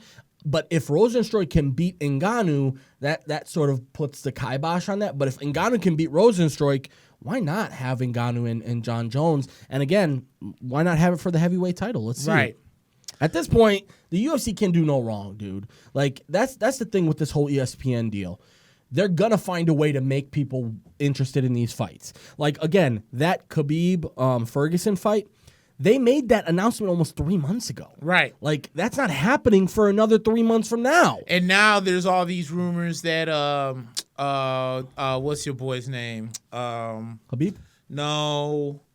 Masvidal is going to Masvidal. be going against Usman here. Yeah, and they're going to try and make that happen. And by the way, speaking to tie a little bit of wrestling into there, they said, what I'm reading, okay, Abraham Kawa, he's an Arab. Mm-hmm. He's the manager for Masvidal. Okay. He just so happens to be the same manager for John Bones Jones, a lot of NFL players. Ali, I don't know what his last name is, another Arab. In the WWE? The one that's from here? No, not that guy. Oh. He's a manager for Khabib. He's a Okay. manager for a bunch of other fighters in the UFC, but he's a manager for Khabib, both Arab. He also so happens to be the manager for Kamaru Usman. Okay. I don't know if you saw, but at the Super Bowl Media Day, Masvidal and Usman had a dust-up that went viral because they were both on Radio Row in Miami, and they both apparently crossed paths. And it just so happened that all these cameras were on and caught them in this heated encounter. So a lot of people are saying this is a work of some sorts that was put into place by both managers to say, what a better... Because one of the reasons why Masvidal was so timid to take the Usman fight, because he didn't think there was buzz around it. Mm-hmm. He didn't think that Usman had made a name for himself quite yet. But when he beat Covington, let's be honest, a lot of people jumped on the Usman train just because of the whole Trump stuff, right? Right. Because, he beat up this Trump figurehead, and a lot of people were ready to crown Usman as, oh my God, my new favorite fighter. And I think they saw that and were like, ooh, he just took a little step there. If we just get him one little step up by having this fake almost beef, Right. we can really beef this fight up to where we want it to be. And I'll be honest, the video went viral. On Super Bowl week, you had people on ESPN and NFL shows talking about the UFC and Right. Masvidal and Usman. Smart little crossover there and smart management move by both those guys. And if that fight happens, that's a really interesting fight, dude. Usman versus Masvidal is fucking interesting because remember, Usman and Covington, they both had the same fighting style. Right. Masvidal is pure boxing and Usman is pure grappling. And as Masvidal likes to call it, nut hugging. He likes to call Right. thigh hugging.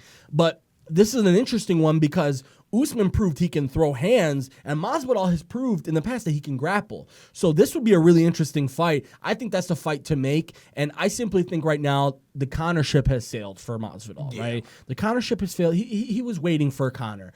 Now Conor seems to be, another tune-up fight, maybe like a Justin Gaethje, who I love Gaethje. He's a fucking phenomenal fighter, but another one that's teed up for Conor. Yeah, and I've read a lot of comments on Gaethje because with all the Conor nut huggers that are out there. Sure, there's a lot of them. and a lot of them are like, oh man, Conor should really wait to see who wins between Usman and Masvidal. That'd be waiting too long though. Yeah. And but and there's a lot of realists out there when it comes to Conor that are like, well, what is he gonna do? He's gonna go out there and fight Gaethje, which pretty much is gonna be another easy win, like it was for when he beat Cowboy just recently. Another guy with a weak chin that Yeah. would be an easy. You just got knockout. knocked out to shoulder strikes. Like, come on, bro. Yeah. And I'm not trying to I feel diss bad Conor for so much, Cowboy. but that's not how I'm trying to go out. I'm Yeah. not trying to go because I got my nose broken because somebody hit me with their shoulder. which every That's like in fighter the was WWE, clowning. you take a shoulder, like one of them flying shoulder strikes, and you sell it because you're it's their finisher. Like, backflip. come on, dude. Yeah, backflip. Yeah,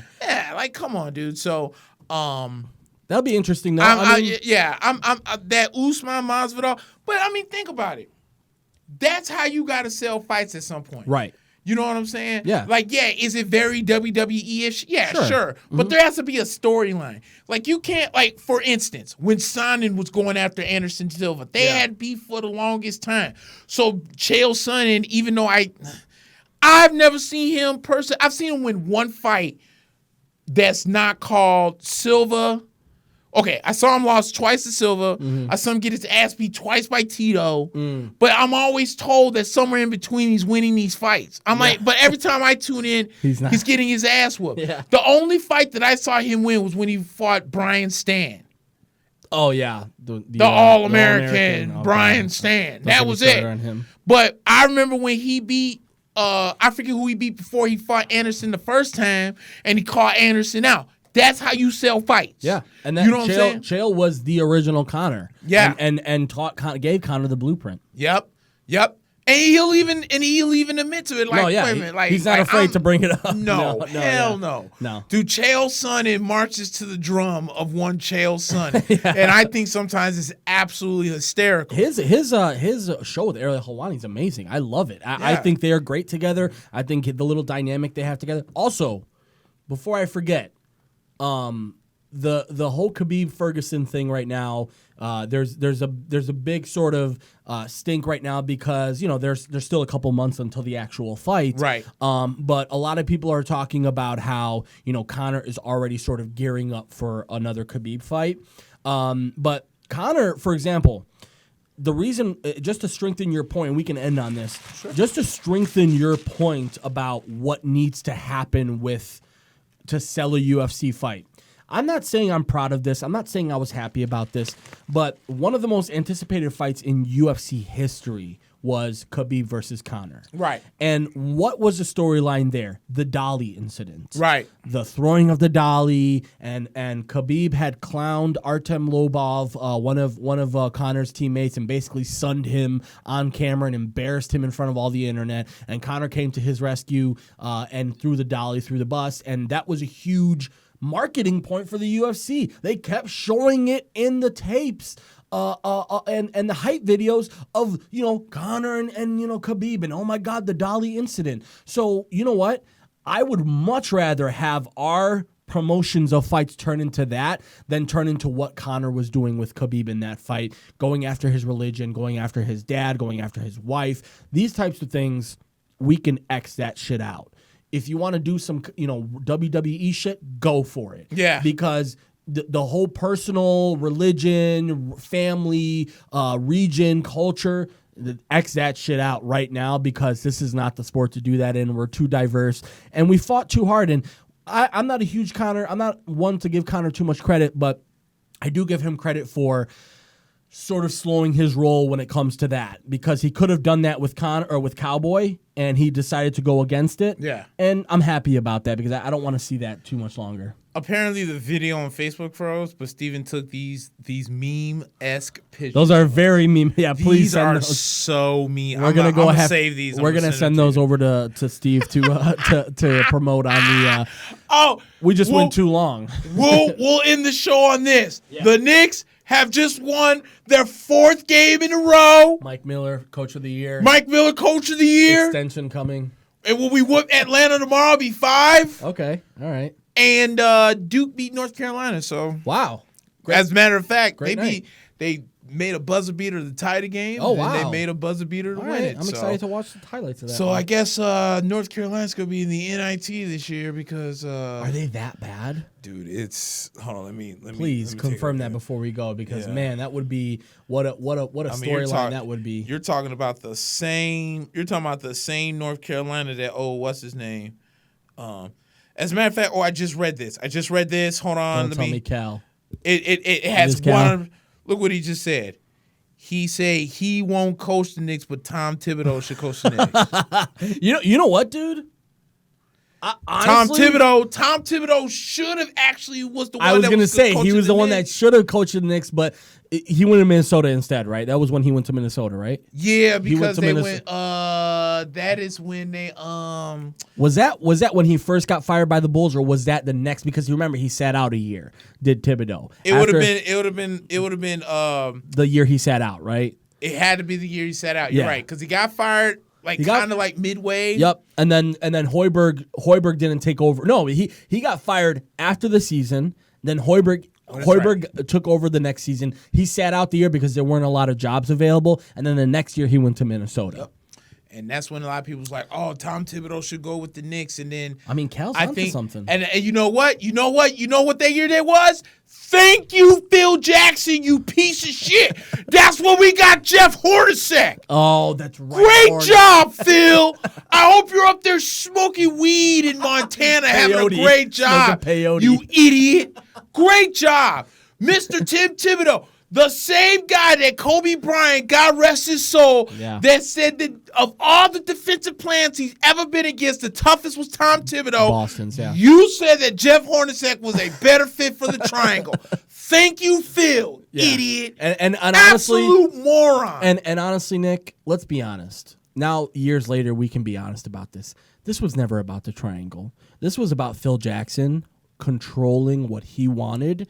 Bingo. And it was never about the triangle. No. It was never about the scheme. It was about, I'm Phil Jackson. I do what I want. You do what I tell you to do. Because then they fired Derek Fisher.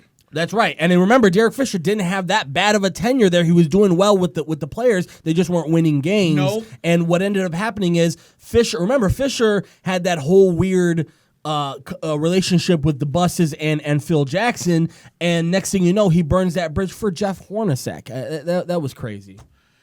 I'm like, dude, where did Jeff Hornacek just come from? that all of a sudden he's like this hot commodity. Like, I can't believe that. Give us North Carolina's record if you could before we go. They're on here somewhere. And Steve, can you confirm? Are we actually frozen on Facebook right now? I think we were. We were, okay. Because dude, North Carolina may not even working. It's working. Perfect. All right, thank you, brother. A little bit though. North Carolina may not even make the NIT. Dude, they're 10-13 this year. Oh wow! Is it time for Roy Williams?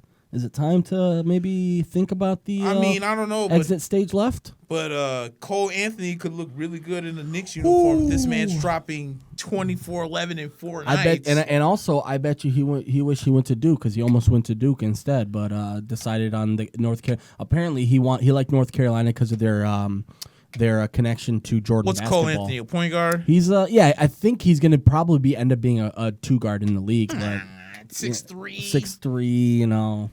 But the problem with these point guards is they're never pass for like a guy like Anthony. He's not going to be a pass first point guard. He's going to have Steph, Trae Young, Damian Lillard's true. got That's a lot the to new, do with all that. Yeah, mess. that's a new sort of trend. But remember, everybody has tried it and it's only worked a couple of times. You know, De'Aaron Fox might work out for him. Yeah. But let's remember, Trae is an amazing offensive player. He's also the second to last worst ranked defender in the league.